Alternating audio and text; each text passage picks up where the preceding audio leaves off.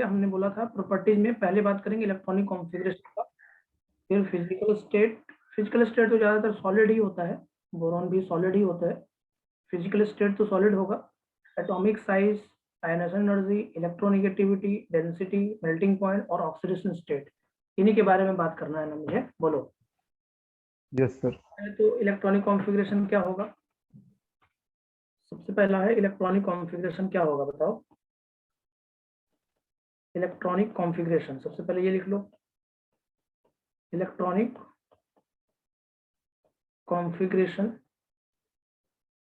आप ये बोलोगे NH2NP1 ना, क्या होगा? NH2NP1, NH2NP1। जैसे बोरोन का हो जाएगा 2S2 2P1, एल्युमिनियम हो जाएगा 3S2 3P1। ये N इज क्या है? आउटर मोस्ट सेल है ना। N क्या है? आउटर मोस्ट सेल है। ओके, N क्या है? Yes sir. Outer most cell है ना। N is outer most cell. तो पहला हो गया इलेक्ट्रॉनिक कॉन्फ़िगरेशन NH2NP1। पहला क्या होगा? Electronic configuration NH2NP1। Okay, clear है सबको? चलो सेकंड देखो, B number, physical state. B है फिजिकल स्टेट। तो फिजिकल स्टेट तो मैक्सिमम सॉलिड ही होता है।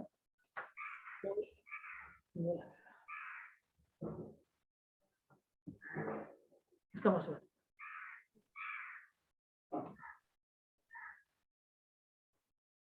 एक सेकंड रुकना बेटा।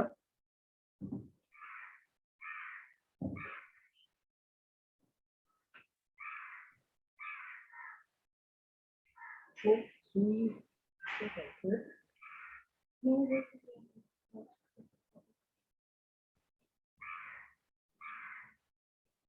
इसमें मैसेज में होगा, लिख लो, बंद कर दो इसको।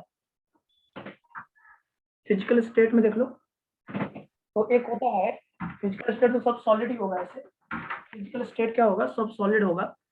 और सबसे पहली बात हम अगर करें तो फिजिकल स्टेट आप सबको लिखोगे सॉलिड। और जो बोरोन होता है वो होता है 3 डायमेंशनल, 3D नेटवर्क सॉलिड होता है। 3D नेटवर्क सॉलिड होता है।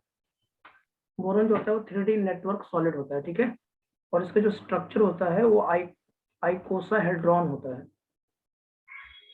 आइकोसाहेड्रॉन, ऐसे जरूरत कभी नहीं पड़ता है। आइकोसाहेड्रॉन का मतलब क्या है? आइकोसाहेड्रॉन का मतलब 20 हो गया ना। आइकोसा का मतलब 20 होता है, और हेड्रल जैसे बोलते हैं ना, हेड्रल, तो आइकोसाहेड्रॉन जैसा स्ट्रक्चर होता है इसका, आइकोसाहेड्रॉन, जिसमें 20 फेसेस होते हैं और 12 कॉर्नर्स होते हैं। क्या होते हैं? 20 फेसेस और 12 कॉर्नर्स। बात समझ में आ रहा है क्या? बोरोन का जो होता है 3D नेटवर्क सॉलिड है, स्ट्रक्चर है आइकोसाहेड्रॉन। ऐसा स्ट्रक्चर कभी पूछा नहीं है आज तक।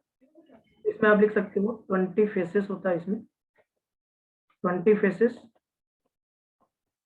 12 corners, 20 faces 12 corners. Physical state 3D network solid, icosahedron, 20 faces 12 corners. Physical state ये होता है इसका, 3D network solid. Okay, clear है? चलो सी नंबर पे आओ। सी पे क्या दिया था हमने? सी पे हमने बोला है एटॉमिक साइज। एटॉमिक साइज सबको पता होगा, क्या होगा? पता है एटॉमिक साइज? बताइए। Atomic size top to bottom क्या होगा? Atomic size on moving from top to bottom, atomic size क्या होता है? सर इंक्रीज करेगा इंक्रीजेस। लेकिन सर इसमें रेगुलर नहीं होगा, एल्यूमिनियम का गैलियम से बड़ा होगा। Yes, one moving, on moving from, generally तो यही होना चाहिए, on moving from top to bottom, atomic size increases, atomic size increases, top to bottom atomic size बढ़ता है। ये बात आपने पढ़ा भी है। तो जैसे अगर हम बात करें बोरोन, एल्यूमिनियम, गैलियम, इंडियम और थैलियम, इन चारों पांचों में सबसे ज्यादा साइज किसका होगा? टॉप टू बॉटम बढ़ेगा। एल्यूमिनियम और गैलियम में एक थोड़ा सा यहाँ पे अलग होता है। जो गैलियम का जेड इफेक्टिव होता है वो जेड इफेक्टिव ऑफ एल्यूमिनियम से ज्यादा होता है। गैलियम का जेड इफेक्टिव एल्यूमिनियम से ज्यादा होता है। इसके कारण जो एल्यूमिनियम और गैलियम का साइज है लगभग बराबर होता है। एल्यूमिनियम और गैलियम का साइज क्या होता है? लगभग लगभग बराबर होता है। Size of aluminium is almost equal to gallium. Okay, size जो होता है एल्यूमिनियम का लगभग लगभग क्या होता है? बराबर। तो boron, aluminium, gallium, indium, thallium, okay बेटा, boron, aluminium, gallium, indium, thallium, तो साइज ऑलमोस्ट बराबर होता है। और साइज देखा जाता है तो ऐसे तो एल्युमिनियम का थोड़ा सा ज्यादा होता है, और उसके बाद ऑर्डर यही रहता है, इंडियम देन थैलियम। ओके, ये ऑर्डर है साइज का। साइज में थोड़ा सा डिफरेंस दिख रहा है, कहाँ पे दिख रहा है? ये दिख रहा है आपको एल्युमिनियम और गैलियम में। कहाँ पे दिख रहा है? एल्युमिनियम और गैलियम में। बोलो, समझ में आ रहा है क्या? तो boron less than gallium, less than aluminium, less than indium, less than thallium होगा। ओके, सर बोलो एक बात बता दीजिए सर। बोलो बोलो। सर जैसे इसके ऊपर आपने लिखा है जितने भी इसके ग्रुप के एलिमेंट होते हैं सारे सॉलिड होते हैं, हाँ, सॉलिड होते हैं, सही बात। लेकिन जो गैलियम होता है सर। गैलियम ज्यादातर लिक्विड फॉर्म में मिलता है, इसके लिए हाँ ये सर।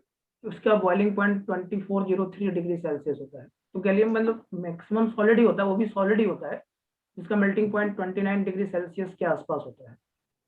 तो सॉलिड ही होता है, लेकिन ज्यादातर वो लिक्विड में एग्जिस्ट करता है। एग्जिस्टेंस का स्टेबिलिटी लिक्विड में आता है, स्टेबिलिटी उसकी सॉलिड में नहीं होती है, लेकिन वो सॉलिड में होता है।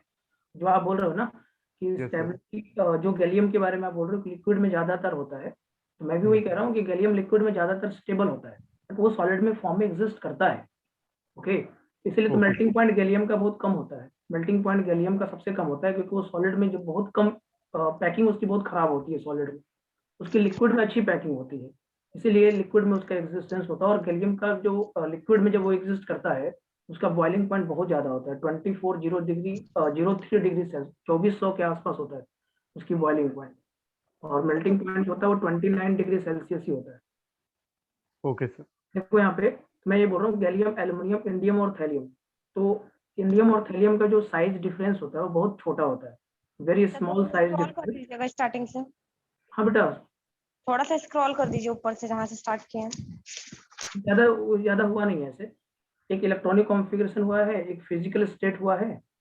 फिजिकल स्टेट में बोरॉन को 3D नेटवर्क सॉलिड बताया गया, आइकोसाहेड्रॉन स्ट्रक्चर होता है इसका, 20 faces, 12 corners, atomic size top to bottom बढ़ता है।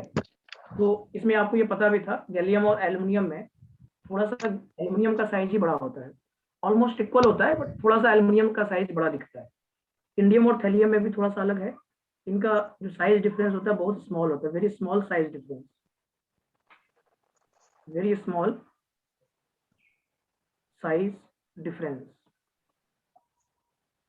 Very small size difference. Okay, इनका साइज डिफरेंस कम होता है, इसका कारण क्या है? सेल तो बहुत बढ़ रहा है इंडियम से थैलियम के बीच में। अगर आप देखो तो इंडियम अगर 5th पीरियड का है तो थैलियम 6th पीरियड का है, तो नंबर ऑफ सेल तो बहुत बढ़ रहा है, तो साइज क्यों नहीं बढ़ रहा है बहुत ज्यादा? इसका कारण क्या है?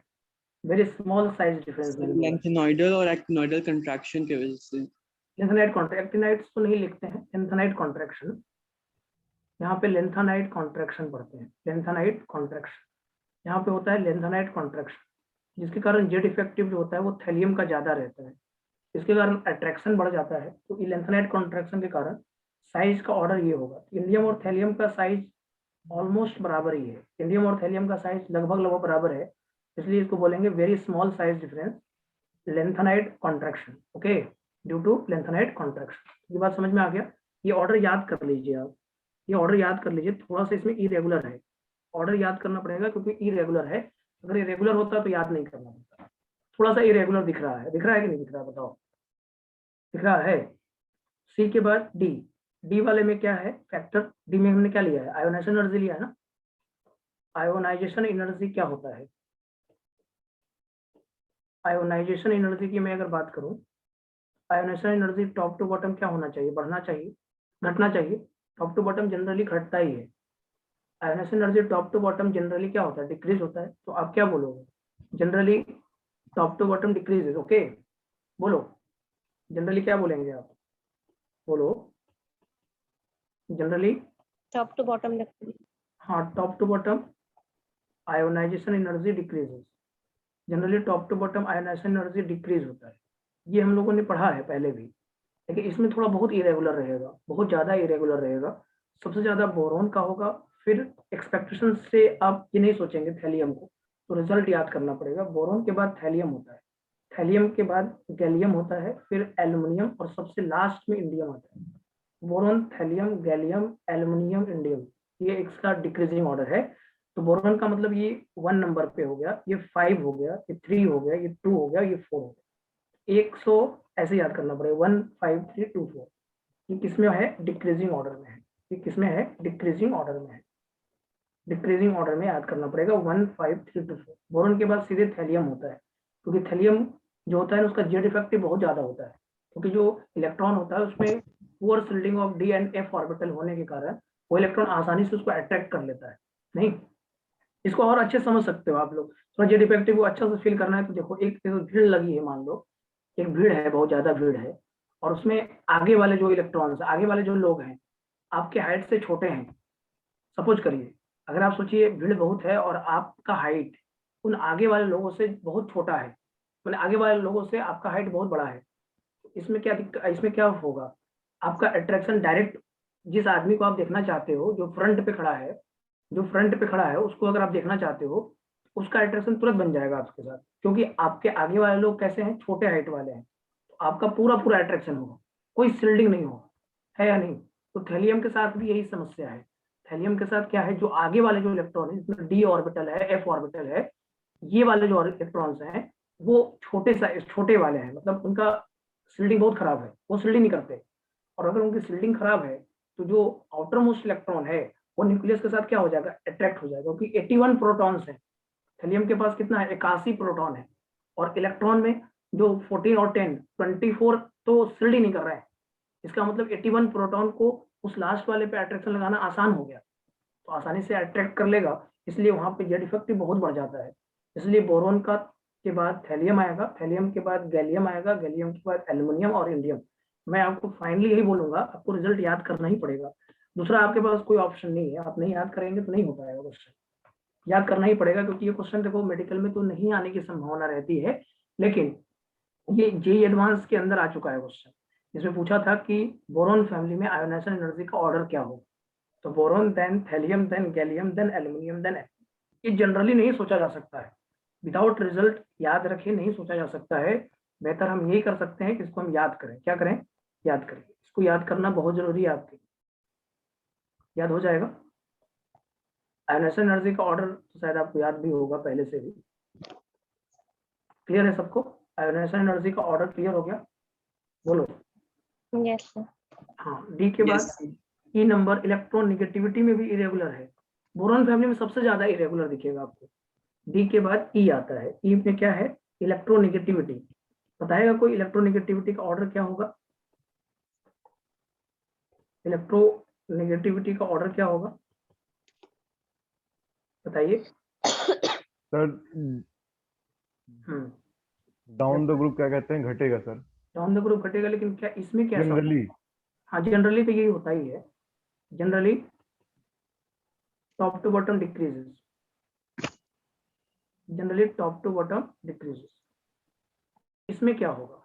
Top to bottom generally decrease होता है, ये बात तो हम लोग जानते हैं, लेकिन अब बात ये आती है generally top to bottom decreases में। अब यहाँ पे बोरॉन है सर शायद पहले बोरॉन का होता है, फिर थैलियम का होता है, फिर इंडियम का, फिर गैलियम का, फिर एल्युमिनियम का। एकदम सही बोल रहे हैं आप, यही होता है। सबसे ज्यादा बोरॉन का होता है, ये बात एकदम सही है। बोरॉन सबसे ज्यादा होता है, फिर थैलियम होता है, फिर इंडियम होता है, फिर गैलियम होता है, और लास्ट में एल्युमिनियम होता है। ये इलेक्ट्रोनिगेटिविटी का ऑर्डर होता है। फिर से वही जेड इफेक्टिव बोल सकते हो, और तो कोई इसका रीजन है नहीं ऐसे फास्टली, तो यही बोल सकते हो boron, thallium, indium, gallium, aluminium. Polling scale में इसको दिया गया है, देखो हमने जैसे याद किया था, वैसे याद किया था, boron, aluminium, gallium, indium, thallium. देखो इसकी इलेक्ट्रोनिगेटिविटी 2.0 होता है, इसका 1.5, थोड़ा थोड़ा बढ़ाते जाओ, 1.6, ये 1.7 और ये 1.8 होता है, ऐसे याद किया था मैंने। बोरॉन का 2.0, थैलियम का 1.8। तो पहले बोरॉन लिख लो, और बोरॉन के बाद 1.5, 1.6, 1.7, 1.8 ऐसे बढ़ता है।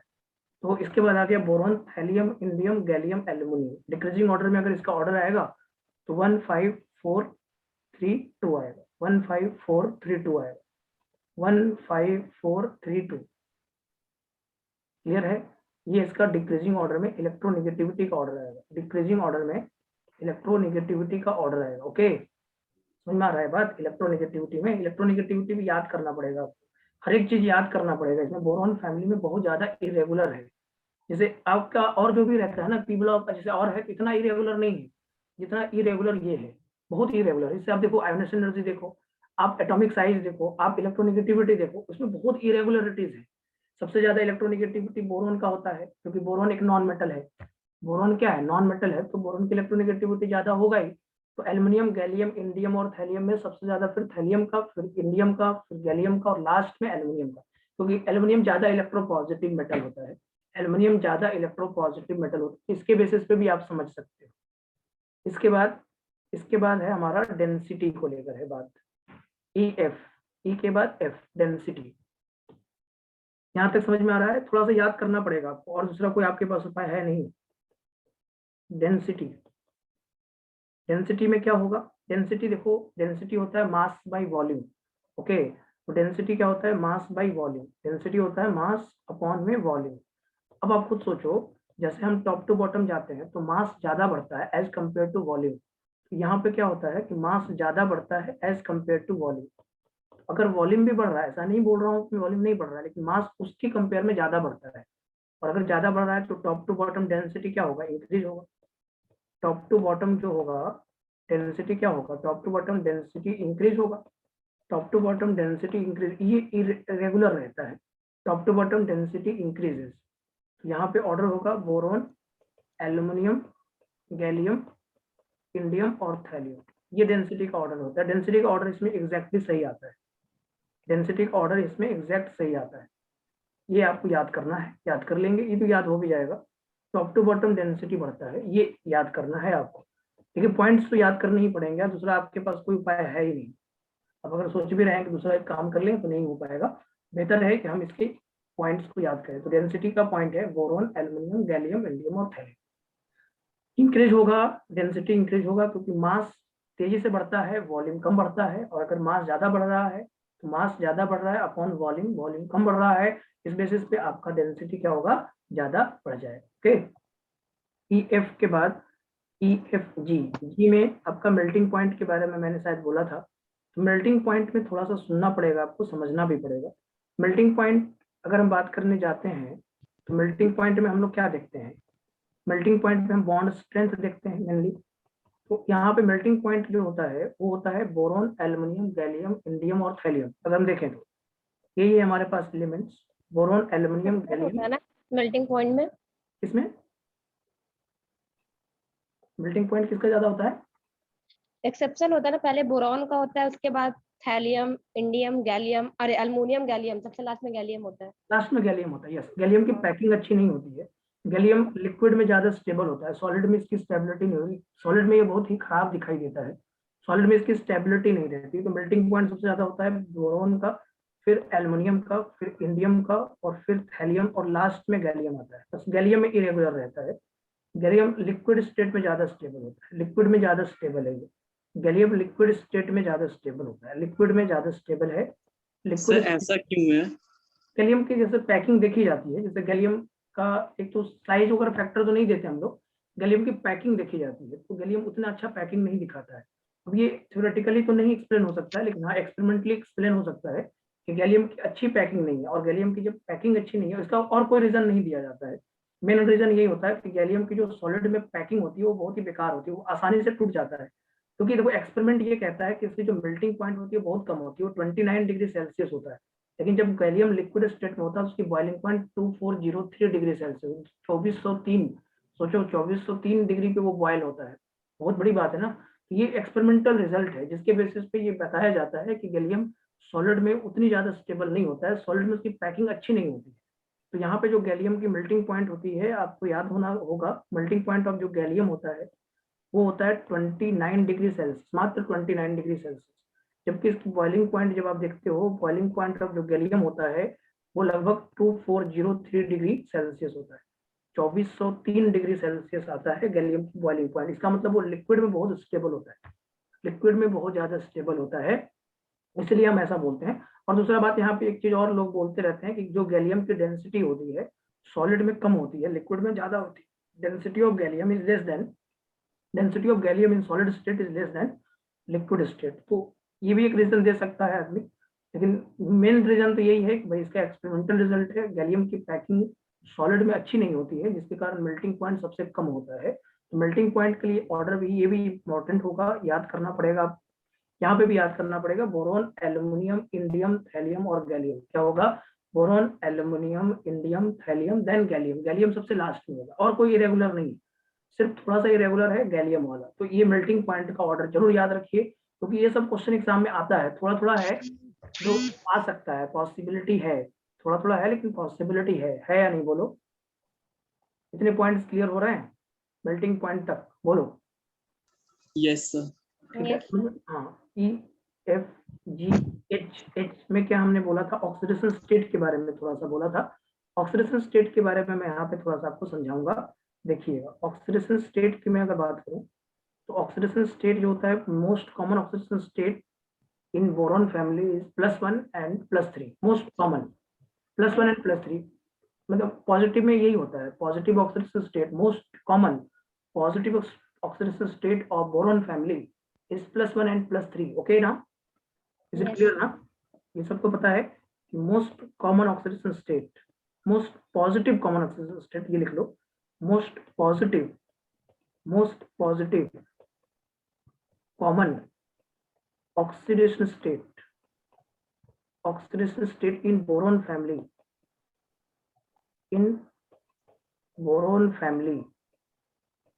is +1 and +3। ओके, +1 and +3 की बात शायद आपको पता होगा। जो most positive common oxidation state in boron family is +1 and +3। क्या होता है? +1 and +3। अब मुझे एक बात बताओ, जैसे हम Yes. टॉप टू बॉटम जाते हैं तो +1 ज्यादा स्टेबल होता है due to inert pair effect. Okay, तो हम +1 ऑक्सीडेशन स्टेट स्टेबिलिटी यहाँ पे आप लिख सकते हैं, stability of +1 oxidation state, stability of +1 oxidation state, +1 oxidation state increases down the group, +1 oxidation state increases down the group। okay, stability of +1 oxidation state increases down the group। okay, ये बात समझ में आ रहा है क्या? Yes. क्यों? Due to inert pair effect. इसका reason क्या है? Due to inert pair effect. जो स्टेबिलिटी होता है, जो स्टेबिलिटी +1 का होता है, +1 ऑक्सीजन स्टेट की स्टेबिलिटी, +1 ऑक्सीजन स्टेट की स्टेबिलिटी जो होता है वो डाउन द ग्रुप बढ़ता है। तो थैलियम +3 और थैलियम +1 में ज्यादा स्टेबल कौन है? थैलियम +3 और थैलियम +1 में ज्यादा स्टेबल कौन है? बताओ। Helium +1. +1. Yes, Tl+1 is more stable than Tl+3। Tl+1 is more stable than Tl+3। तो मुझे एक बात बताओ, क्या Tl+3 का कोई भी कंपाउंड एग्जिस्ट नहीं करेगा? क्या Tl+? सर करेगा, लेकिन वो थोड़ा अनस्टेबल होगा। देखिए, देखो एक चीज मैं आपको स्टेबल भी बता रहा हूँ, Tl+3 will exist in most electronegative atom। Tl+3 exist करेगा बट मोस्ट इलेक्ट्रोनेगेटिव एटम के साथ नहीं। तो Tl+3 का एग्जिस्टेंस ऐसे बहुत कम होगा, लेकिन क्लोरीन के साथ नहीं होगा, ब्रोमीन के साथ नहीं होगा। तो Tl+3 विल एग्जिस्ट, ये ध्यान रखने वाली बात है, ये एग्जिस्ट करता है। Tl+3 will exist with most electronegative atom, या मोर इलेक्ट्रोनेगेटिव एटम। जैसे फ्लोरीन और ऑक्सीजन के साथ ये Tl+3 में रहता है, फ्लोरीन और ऑक्सीजन के साथ ये Tl+3 में रहता है। सो एक TlF3 एग्जिस्ट करता है, Tl2O3 एग्जिस्ट करता है, ये दोनों एग्जिस्टेंस में होता है। देखो एक चीज मैं आपको बहुत अच्छे से क्लियर कर देता हूँ, जैसे आपने इनर्ट पेयर इफेक्ट पढ़ा होगा, तो इनर्ट पेयर इफेक्ट में जैसे आपने पढ़ा होगा बोरॉन फैमिली, कार्बन फैमिली और नाइट्रोजन फैमिली, इन तीनों में आपने पढ़ा होगा कि Pb+2 is more stable as compare to Pb+4 और Yes. Bi+3 is more stable than Bi+5। तो Bi+5 का क्या कहीं पे कोई भी कंपाउंड एग्जिस्ट करेगा कि नहीं करेगा? Bi+5 का कोई भी कंपाउंड एग्जिस्ट करेगा कि नहीं करेगा? ये आंसर कोई देगा मुझे? क्वेश्चन क्या है सर, फिर से बोलिए। मैंने फिर से बोल रहा हूँ कि जो बिस्मथ होता है, बिस्मथ का +5 क्या हाँ। एग्जिस्ट करेगा किसी भी कंपाउंड में? बिस्मथ का +5 नहीं होता है शायद। बिस्मथ का +5 फ्लोरीन के साथ एग्जिस्ट करेगा। अच्छा हाँ BiF5 एग्जिस्ट करता है, हाँ, BiF5 का एग्जिस्टेंस होता है, अदर किसी में नहीं होता है, और में एग्जिस्टेंस नहीं होता है। हाँ, 8+5 will exist only in the case of fluorine. Fluorine most electronegative है ना, तो वो खींच लेगा इलेक्ट्रॉन को, तो पूरा इलेक्ट्रॉन को आराम से खींच पाएगा, क्योंकि फ्लोरीन की इलेक्ट्रोनेगेटिविटी ज्यादा है, उसमें विड्रॉ करने की टेंडेंसी ज्यादा है। तो फ्लोरीन उस इलेक्ट्रॉन को भी खींच लेगा जिसको न्यूक्लियस ने अट्रैक्ट कर लिया है, जिसको न्यूक्लियस ने अट्रैक्ट कर लिया है, उस इलेक्ट्रॉन को फ्लोरीन खींचने की कैपेसिटी बहुत ज्यादा है फ्लोरीन की, क्योंकि फ्लोरीन मोस्ट इलेक्ट्रोनेगेटिव एटम होता है। तो जो भी हायर ऑक्सीडेशन स्टेट एग्जिस्ट कर सकता है, हायर ऑक्सीडेशन स्टेट एग्जिस्ट कर सकता है, बिस्मथ का +5 एग्जिस्ट कर सकता है जब वो फ्लोरीन के साथ होगा, मतलब BiF5 होगा। तो उसी तरह से मैंने बोला है कि Tl+1 तो सबसे ज्यादा स्टेबल है, एक बात एकदम क्लियर है। तो Tl+3 का भी एग्जिस्टेंस होता है, कब होता है? जब वो एक मोस्ट इलेक्ट्रोनेगेटिव एटम के साथ होता है, जैसे फ्लोरीन और ऑक्सीजन, इसके साथ ये एग्जिस्ट करेगा। मतलब अगर आपसे कोई पूछता है, कभी ऐसा क्वेश्चन आता है, विच of the following compound will not exist, which of the following compound will not exist, और उसमें एक ऑप्शन होता है TlF3 भी होता है, TlCl3 भी होता है। तो TlF3 और TlCl3 में नहीं एग्जिस्ट करने वाला कंपाउंड है TlCl3। बात समझ में आ रहा है क्या बोल रहा हूँ? बात समझ में आ रहा है क्या बोल रहा हूँ? सर मतलब जितने ज्यादा हायर ऑक्सीडेशन स्टेट होगा सिर्फ फ्लोरीन ही उसको मतलब कंपाउंड पे एग्जिस्ट करा सकता है। इस कंपाउंड करा, ऐसा क्योंकि बन फ्लोरीन सकता इज है। Most electronegative atom. Fluorine electron को खींचने की कैपेसिटी रखता है, क्योंकि Yes. फ्लोरीन एक ज्यादा इलेक्ट्रॉन को अट्रैक्ट करने की टेंडेंसी फ्लोरीन में बहुत ज्यादा है। इट मींस TlF3 और Tl2O3+3 के साथ एग्जिस्ट करेंगे। और एक एक्सेप्शन भी है, सर एक्सेप्शन क्या कहोगे उसको, एक्सेप्शन तो नहीं है, Tli3 का एग्जिस्टेंस होता है, Tli3 एग्जिस्ट करता है, आपको पता होगा ये Tl+1 और I3- में टूटता है, Tl+1 और I3- में Tli3 एग्जिस्ट करेगा। Tli3 will exist because it decomposes to form Tl+1 and I3-. Tli3 will exist because it gives Tl+1 and I3-. Tl+1 is the most stable. Tl+1 is the stable. Okay. So Tli3 exist करेगा. This is the important. Sir बताइए। Sir जैसे क्या कहते हैं, ये Tl+3 है sir, इसमें ये मतलब +3 में अनस्टेबल रहता है सर। अनस्टेबल का मतलब कि इसके जो इलेक्ट्रॉन मतलब कैसे रहते हैं सर? देखो Tl+3 का जो कंसेप्ट है, तो वो सुनना थोड़ा सा मेरे बात।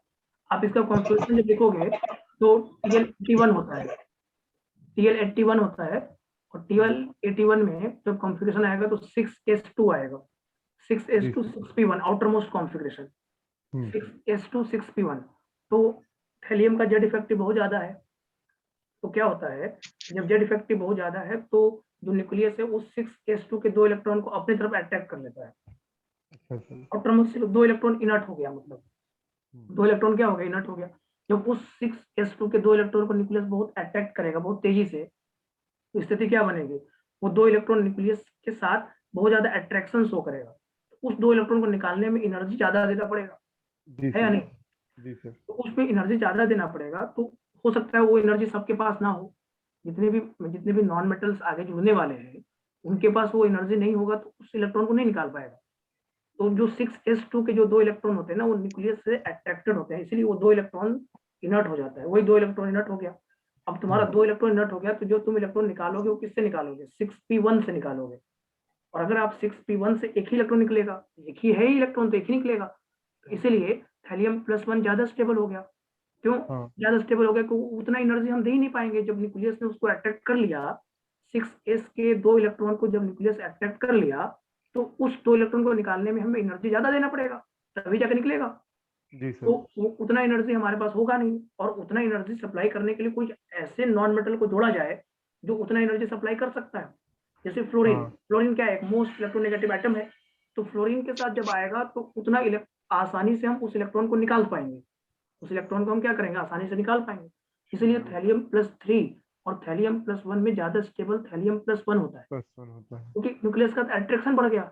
अब वो 6s2 इलेक्ट्रॉन इनर्ट होता है। जैसे आपके पीरियोडिक टेबल में क्वेश्चन भी था कि इनर्ट कौन होता है, तो कौन सा इलेक्ट्रॉन इनर्ट होता है, तो 6s का 2 इलेक्ट्रॉन इनर्ट होता है, हमेशा 6s का 2 इलेक्ट्रॉन इनर्ट होता है। और उसी 2 क्यों इनर्ट होता है, क्योंकि गाना सब सुन लो। सर हाँ बोलो। सर 6s2 का मतलब ये जो 6s2 है सर, ये इनर्ट होता है कि सर जितने भी सारे जैसे फुली फिल्ड होते हैं सर वो सारे इनर्ट की तरह बिहेव करते हैं ना? सारे इनर्ट का क्या मतलब, आउटर मोस्ट सेल से इलेक्ट्रॉन निकाला जाता है बेटा। हाँ सर, बाकी सारा तो रेजिस्ट करते हैं उसके कि अगर आगे वाले fully की filled बात ही नहीं, है, इनर सेल से इलेक्ट्रॉन ही निकलेगा। जब तक आउटर मोस्ट सेल को तोड़ोगे नहीं तब तक अंदर जाओगे कैसे, और अंदर जाना तो मुश्किल है। आप यस सर। जैसे जैसे सेल घटाओगे वैसे न्यूक्लियस का अट्रैक्शन बहुत बढ़ जाता है। तो और जो सर भी अगर फुली इलेक्ट्रॉन फिल्ड है तो स्टेबिलिटी भी बहुत ज्यादा है। स्टेबिलिटी भी ज्यादा है, वही मैं बोल रहा हूँ कि तो जो भी इलेक्ट्रॉन निकाला जाता है पहले तो आउटर मोस्ट सेल से निकाला। जैसे आप थैलियम को कॉन्फ़िगरेशन थोड़ा सा लिख के देखो तो ज्यादा बेहतर समझ में आएगा, नहीं तो आप कंफ्यूज यस। होते रहेंगे। थैलियम 81 होता है इसका एटॉमिक नंबर, शायद आपने सुना ही होगा। थैलियम का एटॉमिक नंबर 81 होता है। तो जिनॉन से चलो, जिनॉन कितना है 50, 54 54, और 54 के बाद आपका आ जाएगा 6s2 आ जाएगा, 6s2 6s2 4f14 आ जाएगा, 5d10 आ जाएगा और 6p1 आ जाएगा, यही तो आएगा। जी सर तो जी। इलेक्ट्रॉन आपको 6s और 6p से तो निकालना होगा, और कहाँ से निकाल लोगे आप? इलेक्ट्रॉन हमेशा आउटर मोस्ट सेल से ही निकाला जाता है, इलेक्ट्रॉन हमेशा yes sir. Outer most shell से ही निकाला जाता है, इनर सेल से नहीं निकाला जाता। तो अब आप खुद सोचो, 6s का 2 इलेक्ट्रॉन, 6s का 2 इलेक्ट्रॉन क्या हो गया, न्यूक्लियस से अट्रैक्टेड हो गया। ये अट्रैक्शन हो गया न्यूक्लियस के द्वारा। 2 electron attracted by nucleus, strongly attracted by 2 electron is strongly attracted by nucleus. यहाँ पे लिख सकते हैं आप 2 electron is strongly attracted by nucleus। 2 electron is strongly attracted by nucleus। और अगर ये strongly attracted by nucleus है तो ये 2 electron is inert। 6s के 2 electron in 6s will be inert, 6s में 2 इलेक्ट्रॉन क्या हो जाएगा, इनर्ट हो जाएगा। मतलब it does not participate in the chemical reaction. इसका मतलब क्या हुआ, does not participate in the reaction, does not participate. जैसे इनर्ट का मतलब क्या होता है, does not participate in reaction. तो ये 6s2 इलेक्ट्रॉन जो है ना वो इनर्ट हो जाते हैं, इसीलिए थैलियम का एक ही इलेक्ट्रॉन निकालना पॉसिबल है। देखो 6p1 से निकाल सकते हो। तो थैलियम +1 की स्टेबिलिटी थैलियम +3 से ज्यादा है या नहीं? लेकिन थैलियम जी प्लस सर। थ्री बन सकता है, थैलियम +3 बन सकता है, लेकिन उसके साथ जो जुड़ रहा है वो उतना एनर्जी उसको दे पाए तभी ना होगा। जैसे एक आदमी है, जैसे एक आदमी की बात करो तो एक आदमी के पास मान लो कुछ पैसे हैं और एक बहुत बाहुबली आदमी उसके साथ जुड़ गया तो उसके पैसे निकलवा लेगा। जैसे इस 2 इलेक्ट्रॉन को क्या किया, किसी ने छीन लिया, इस 2 इलेक्ट्रॉन को, यही तो किया है। इस 2 इलेक्ट्रॉन को, 2 आपके पैसे को किसी ने छीन लिया, और आपका एक दोस्त ऐसा है जो बाहुबली है, तो क्या स्थिति बनेगा? वो उस 2 इलेक्ट्रॉन जो जिसने छीना है उससे छीन सकता है, लेकिन जुड़ने वाला जो आदमी होना चाहिए वो ताकतवर होना चाहिए, तभी वो सही बात है। इलेक्ट्रॉन तीनों को निकाल पाएगा। तो फ्लोरीन ताकतवर होता है बहुत, फ्लोरीन की ताकत बहुत होती है। क्यों? क्योंकि फ्लोरीन की इलेक्ट्रोनिगेटिविटी ज्यादा होती है, और अगर उसकी इलेक्ट्रोनिगेटिविटी ज्यादा है तो उसमें खींचने की टेंडेंसी बहुत ज्यादा है, और अगर उसकी खींचने की टेंडेंसी ज्यादा हो गई तो थैलियम के 3 इलेक्ट्रॉन निकाल पाएगा वो। क्योंकि जो जिसने इलेक्ट्रॉन खींचा है न्यूक्लियस, उससे भी ताकतवर आदमी चाहिए आपको, और उससे ताकतवर फ्लोरीन होता है। तो फ्लोरीन की ताकत के कारण थैलियम +3 एग्जिस्ट करा लेता है। अगर वही क्लोरीन आ जाए तो क्लोरीन की इतनी ताकत नहीं होती है कि थैलियम को +3 पे ले जा सकता हो। तो थैलियम का +3 जब ले ही नहीं जा सकता तो TlCl3 एग्जिस्ट नहीं करेगा, TlBr3 एग्जिस्ट नहीं करेगा, TlCl3 एग्जिस्ट नहीं करेगा, TlBr3 एग्जिस्ट नहीं करेगा। मैं आपको सीधा सीधा कहना चाहता हूँ, ज्यादा घुमाने से कोई फायदा नहीं, सिंपल बात समझो। जैसे हम टॉप टू बॉटम जाते हैं तो जो लोअर ऑक्सीडेशन स्टेट होता है वो ज्यादा स्टेबल होता है। जैसे बहुत बार क्वेश्चन आया हुआ एग्जाम में भी है, जैसे पूछता है कि गैलियम प्लस, इंडियम प्लस और थैलियम प्लस में ज्यादा स्टेबल कौन है, गैलियम प्लस, इंडियम प्लस और थैलियम प्लस में ज्यादा स्टेबल कौन है? तो आपका आंसर क्या होना चाहिए? जैसे मैंने यहाँ से पूछा, आपसे क्वेश्चन पूछा कि decreasing order of the stability, यहाँ पे मैंने पूछा, ये क्वेश्चन प्रेडिक्टेबल में खूब आता था जब आपने पढ़ा होगा, decreasing order of stability, stability का डिक्रीजिंग ऑर्डर बताइए। अगर मैंने आपसे ये बोला डिक्रीजिंग ऑर्डर ऑफ स्टेबिलिटी, जिसमें मैंने बोला कि एक गैलियम प्लस है, एक इंडियम प्लस है और एक थैलियम प्लस है, इन तीनों में ज्यादा स्टेबल कौन है? सबसे ज्यादा टीलियम, फिर इंडियम, फिर गैलियम। यस, तो हमने बोला है टॉप टू बॉटम +1 बढ़ता है, इट मीन्स आंसर होगा thallium plus greater than indium plus और greater than gallium plus. Okay, और अगर यही क्वेश्चन ऐसा उल्टा करके पूछता, गैलियम +3, इंडियम +3 और थैलियम +3, तो इन तीनों में ज्यादा स्टेबल कौन होता? गैलियम गैलियम सबसे प्लस ज्यादा, 3। फिर इंडियम, हाँ, फिर फिर इस हीलियम। स्थिति में गैलियम वाला ज्यादा स्टेबल होता है। +3 is more stable from bottom to top, नहीं, gallium +3, indium +3 and then Tl+3, मतलब ऊपर वाला +3 ज्यादा स्टेबल है और नीचे वाला +1 ज्यादा स्टेबल है। ओके, कभी जी कभी सर। ऐसा क्वेश्चन आता है, जैसे पूछेगा which of the following is strongest oxidising agent, जैसे ऐसे पूछा which of the following is strongest oxidising agent, ऐसे पूछ सकता है, स्ट्रॉन्गेस्ट ऑक्सीडाइजिंग एजेंट। ये सब पीरियोडिक टेबल की बातें हैं बेटा, यहाँ की बातें हैं भी नहीं, पीरियोडिक टेबल में सब कुछ आपने समझा है। जैसे आप देखिए गैलियम +3 है, यहाँ पे क्या है, गैलियम +3 है, यहाँ पे है गैलियम +3 है, इंडियम +3 है और थैलियम +3 है। इन तीनों में सबसे स्ट्रॉन्गेस्ट ऑक्सीडाइजिंग एजेंट कौन है? मतलब ऑक्सीडाइजिंग एजेंट का मतलब, हाँ कौन सा बेटा, बोलो क्या बोल रही थी? ऑक्सीडाइजिंग की बात करें तो +3 गैलियम हो जाएगा। तो तो ऑक्सीडाइजिंग इसका एजेंट का मतलब जो खुद को रिड्यूस करे। अच्छा, एजेंट काम होता है दूसरे के लिए, एजेंट हमेशा समझ लो दूसरे के लिए काम करता है, और अगर उसका नाम ऑक्सीडाइजिंग एजेंट है तो दूसरे को ऑक्सीडाइज करेगा, खुद को रिड्यूस करेगा, तो जल्दी हीलियम। रिड्यूस कौन होगा? तो जल्दी रिड्यूस होगा थैलियम +3। थैलियम। तो थैलियम +3 2 इलेक्ट्रॉन गेन कर लेगा और ये थैलियम +1 में कन्वर्ट हो जाएगा। It means thallium +3 is the strongest oxidising agent among these, okay. Thallium +3 की स्टेबिलिटी इन तीनों में से सबसे ज्यादा है, सॉरी, थैलियम +3 का ऑक्सीडाइजिंग एजेंट ज्यादा है, क्योंकि थैलियम +3 हाईली अनस्टेबल है। तो थैलियम +3 तुरंत जाकर किस में बदलना चाहेगा? थैलियम +1 में। ऑक्सीडाइजिंग एजेंट का काम होता है दूसरे के लिए, ये इससे आपको पकड़ा आएगा। एजेंट लिखा है, ऑक्सीडाइजिंग एजेंट तो दूसरे को ऑक्सीडाइज करेगा, खुद को रिड्यूस करेगा, दूसरे को ऑक्सीडाइज करेगा तो खुद को रिड्यूस करेगा। एजेंट का मतलब दूसरे के लिए ही होता है, अपने लिए नहीं होता है वो। और नाम है ऑक्सीडाइजिंग एजेंट, तो दूसरे को क्या करेगा? ऑक्सीडाइज, तो खुद को करेगा रिड्यूस। जल्दी इनमें से कौन रिड्यूस होगा? तो है thallium +3। Thallium +3 is the strongest oxidising agent. Okay, समझ में आया? जी तो सर। ये कहानी इनर्ट पेयर इफेक्ट से रिलेटेड था, सब कुछ बातें समझ में आ गई कि फ्लोरीन के साथ थैलियम +3 एग्जिस्ट करेगा, ऑक्सीजन के साथ थैलियम +3 एग्जिस्ट करेगा, और एक एक्सेप्शन है, Tl(I3) का एक्सिस्टेंस होता है। क्यों होता है? क्योंकि वो Tl+1 और I3- में टूटता है, इसलिए होता है। ओके, ध्यान रखने वाली बात है, बहुत इंपॉर्टेंट है ये।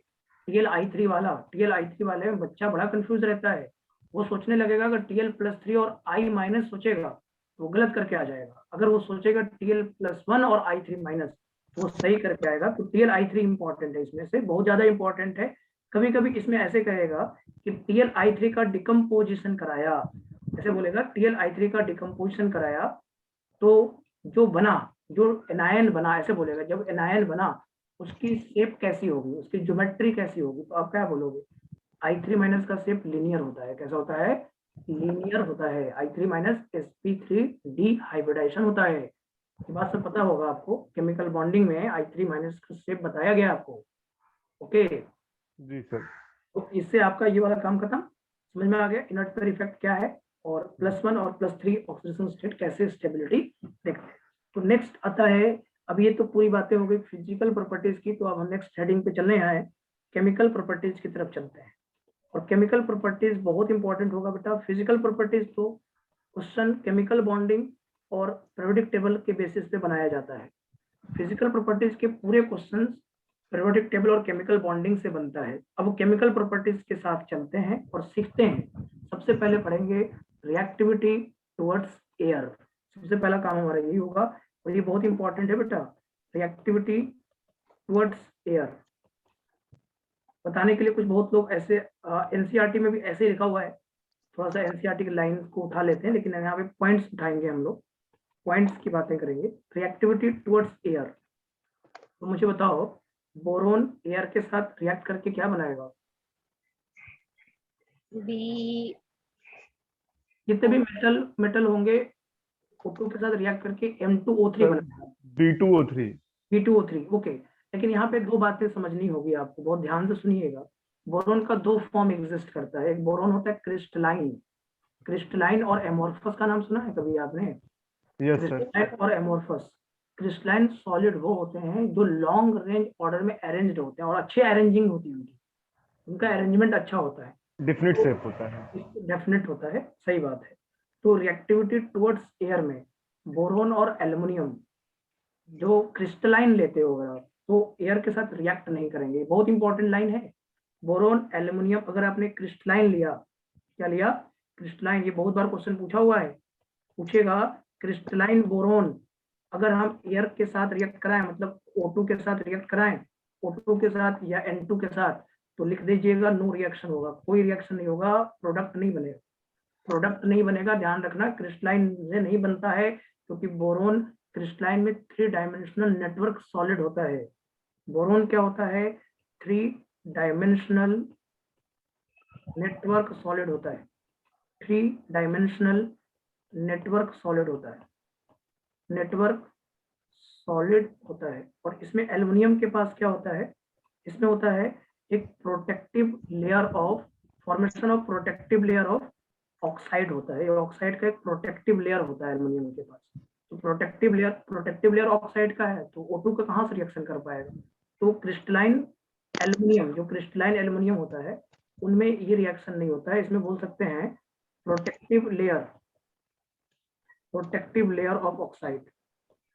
ये प्रोटेक्टिव लेयर यहाँ पे दिखता है इसका, एल्युमिनियम में प्रोटेक्टिव लेयर होता है, ऑक्साइड की प्रोटेक्टिव लेयर होती है। एल्युमिनियम रिएक्ट नहीं करेगा, ध्यान रखने वाली बात है ये। क्रिस्टलाइन लिखा है अगर, या बोरोन क्रिस्टलाइन, और O2 का रिएक्शन एयर का रिएक्शन करवा दिया, बोल देना नहीं होगा। बोरोन प्लस एल्युमिनियम, बोरोन या एल्युमिनियम, और अदर कर देते हैं, अदर वाले में तो दिक्कत नहीं है, गैलियम बनाएगा, इंडियम बनाएगा, थैलियम बनाएगा, उसमें दिक्कत नहीं है, उसमें कोई टेंशन नहीं। लेकिन बोरोन एल्युमिनियम में बहुत दिक्कत है। बोरोन एल्युमिनियम हमेशा नखरा करेगा, बदमाशी करेगा। क्यों? क्योंकि बोरोन एल्युमिनियम की स्थिति थोड़ी अलग है। बोरोन में 3 डायमेंशनल नेटवर्क सॉलिड है और एल्युमिनियम प्रोटेक्टिव लेयर लेकर घूमता रहता है। तो इसका मतलब बोरोन और एल्युमिनियम इस वाले पूरे बोरोन फैमिली में सबसे ज्यादा नखरा ये करेंगे, बोरोन और एल्युमिनियम। तो बोरोन एल्युमिनियम को थोड़ा अलग से रखना है। बोरोन एल्युमिनियम क्रिस्टलाइन, ये इंपॉर्टेंट रिएक्शन है, याद रखिए कि बोरोन एल्युमिनियम, ये पूछता भी है कि बोरोन क्रिस्टलाइन लिया है, एयर के साथ रिएक्शन होगा तो क्या बनेगा? बोल देना नहीं बनेगा, कुछ नहीं बनेगा, नो रिएक्शन। लेकिन अगर यही काम आप बोरोन एल्युमिनियम का एमोर्फस के साथ करोगे, क्या लिखना चाहिए? वो एमोर्फस लिखेगा। तो एमोर्फस को आप एयर के साथ लेके जाइएगा, एयर के साथ, और इसको हीट कर दीजिए। क्या करिए? हीट कर दीजिए, एयर और हीट। तो यहाँ से बन जाएगा आपका, यहाँ से बनेगा B2O3, B2O3, और साथ में Bn बन जाएगा, Bn और Aln, जिसको आप बोलते हैं Bn, जानते हो आप? सही से हीट करना पड़ेगा। हाँ, एयर के साथ हीट तो करना ही पड़ेगा क्योंकि 3 डायमेंशनल नेटवर्क सॉलिड तो रहता ही है, तो हीट भी रखता है एयर के साथ, दोनों में हीट करने के लिए देता है वो। हीट करना हाई टेम्परेचर पे ही होता है ये चीजें, तो हीट करना ही पड़ेगा, थोड़ा सा आपको हीट करना पड़ेगा, बहुत ज्यादा नहीं, थोड़ा सा हीट करना पड़ेगा क्योंकि आयनाइजेशन एनर्जी इसकी ज्यादा है ना बोरोन की, तो हीट करना पड़ेगा, थोड़ा हीट करना पड़ता है, बहुत ज्यादा हाई टेम्परेचर नहीं, थोड़ा सा हीट करोगे हो जाएगा। ये बनेगा क्या? ये बनेगा B2O3 Al2O3, और इसी के साथ आपका Bn या Aln बन जाएगा। नाइट्रोजन के साथ रिएक्शन करवाओगे तो Bn और Aln बनेगा, तो एमोर्फस वाला रिएक्शन हो जाएगा। लेकिन आप ध्यान रखिएगा, आपका कोई भी क्रिस्टलाइन बोरोन रिएक्ट नहीं करेगा एयर के साथ। क्रिस्टलाइन बोरोन एयर के साथ रिएक्ट नहीं करता है, और अगर क्रिस्टलाइन एल्युमिनियम भी लिखा है तो वो भी एयर के साथ रिएक्ट नहीं करता है, ठीक है ना? एमोर्फस वाला कर जाएगा, एमोर्फस वाला कर जाएगा, ठीक है? याद रहेगा? बोलो, ये याद रहेगा नहीं रहेगा? रिएक्टिविटी टुवर्ड्स एयर सब बच्चों को याद रहेगा या नहीं? एकदम सर, एकदम याद रहेगा। यस ये याद रखना बहुत जरूरी है आपके लिए, नहीं तो आपका क्वेश्चन नहीं बनेगा, क्योंकि क्वेश्चन इस पे दिया हुआ है, तो याद तो रखना ही पड़ेगा आपको, दूसरा आपके पास कोई ऑप्शन भी नहीं है कि आप बिना याद किए रह जाओ, याद करना ही पड़ेगा। आप क्रिस्टलाइन और एमोर्फस याद कर लो, अदर सब में हो जाता है रिएक्शन, कोई टेंशन नहीं है। अगर अदर मेटल्स है जैसे M है और O2 का रिएक्शन करवाओगे तो ये M2O3 बनाएगा, M2O3, अदर वाले में रिएक्शन में दिक्कत नहीं है, M2O3 बनाएगा, M plus O2 give M2O3। जो दिक्कत है वो बोरोन और एल्युमिनियम को लेकर ही है, और किसी के साथ कोई दिक्कत नहीं है। चलिए आइए दूसरे पॉइंट पे चलते हैं, रिएक्टिविटी टुवर्ड्स एसिड और अल्कली। ये भी इंपॉर्टेंट रिएक्शन का पार्ट है बेटा, बहुत ध्यान से सीखिए चीजों को, क्योंकि हर एक रिएक्शन आपके क्वेश्चन का पार्ट होता है, तो आपको सीखना पड़ेगा। यहाँ पे बात ये आ रही है reactivity towards acid and alkali, reactivity towards acid and alkali. यहाँ पे भी नखड़ा फिर वही बोरोन और एल्युमिनियम ही करेगा, बोरोन एल्युमिनियम के नखड़े रहेंगे इसमें। जैसे अल्कलाइन अर्थ मेटल में बेरिलियम और मैग्नीशियम करता था, तो एनोमलस बिहेवियर होने वाला तो नखड़ा करता ही करता है, तो अलग दिख रहा है तो कुछ तो बातें होगी उसमें। तो बोरोन और एल्युमिनियम की स्थिति थोड़ी खराब रहेगी। अगर बोरोन आपने क्रिस्टलाइन लिया, क्या लिया, क्रिस्टलाइन, और उसको आपने डाल दिया HCl के साथ, डाइल्यूट HCl, इसको क्या बोलोगे, डाइल्यूट HCl, बोलिएगा कोई रिएक्शन नहीं होगा। क्यों नहीं होगा, क्योंकि ये 3 डायमेंशनल नेटवर्क सॉलिड होता है। तो बोरोन अगर क्रिस्टलाइन है और डाइल्यूट HCl डालो तो रिएक्शन नहीं होगा। बोरोन क्रिस्टलाइन है और इसमें डाइल्यूट NaOH डालो, तब भी इसमें रिएक्शन नहीं होगा, नो रिएक्शन। तो ये ध्यान रखने वाली बात है। अगर बोरोन क्रिस्टलाइन लोगे और डाइल्यूट HCl लोगे या फिर डाइल्यूट NaOH लोगे तो रिएक्शन नो रिएक्शन में बदल जाएगा। किसमें बदल जाएगा, नो रिएक्शन में। डाइल्यूट HCl और dilute NaOH, no reaction. Okay, boron crystalline plus dilute HCl no reaction, और boron crystalline plus dilute NaOH no reaction. याद आ गया, समझ में आ रहा है ये बात? जी सर जी। अगर बोरोन क्रिस्टलाइन का रिएक्शन हो सकता है, बट उसके लिए आपको ऑक्सीडाइजिंग एजेंट लेना पड़ेगा। क्या करना पड़ेगा, ऑक्सीडाइजिंग एजेंट। बोरोन क्रिस्टलाइन जो है वाटर के साथ रिएक्ट नहीं करता है, जब डाइल्यूट HCl से रिएक्ट नहीं कर रहा है तो वाटर से कहाँ रिएक्ट कर पाएगा। तो बोरोन जो है HCl के साथ रिएक्ट नहीं करेगा, तो वाटर के साथ भी रिएक्ट नहीं करेगा, सीधी सी बात है। ओके, यहीं पे वो लिख भी लो, बोरोन क्रिस्टलाइन जो होता है वो वाटर के साथ भी रिएक्ट नहीं करता है, वाटर के साथ भी नो रिएक्शन होगा, नो रिएक्शन। ध्यान रखने वाली बात है।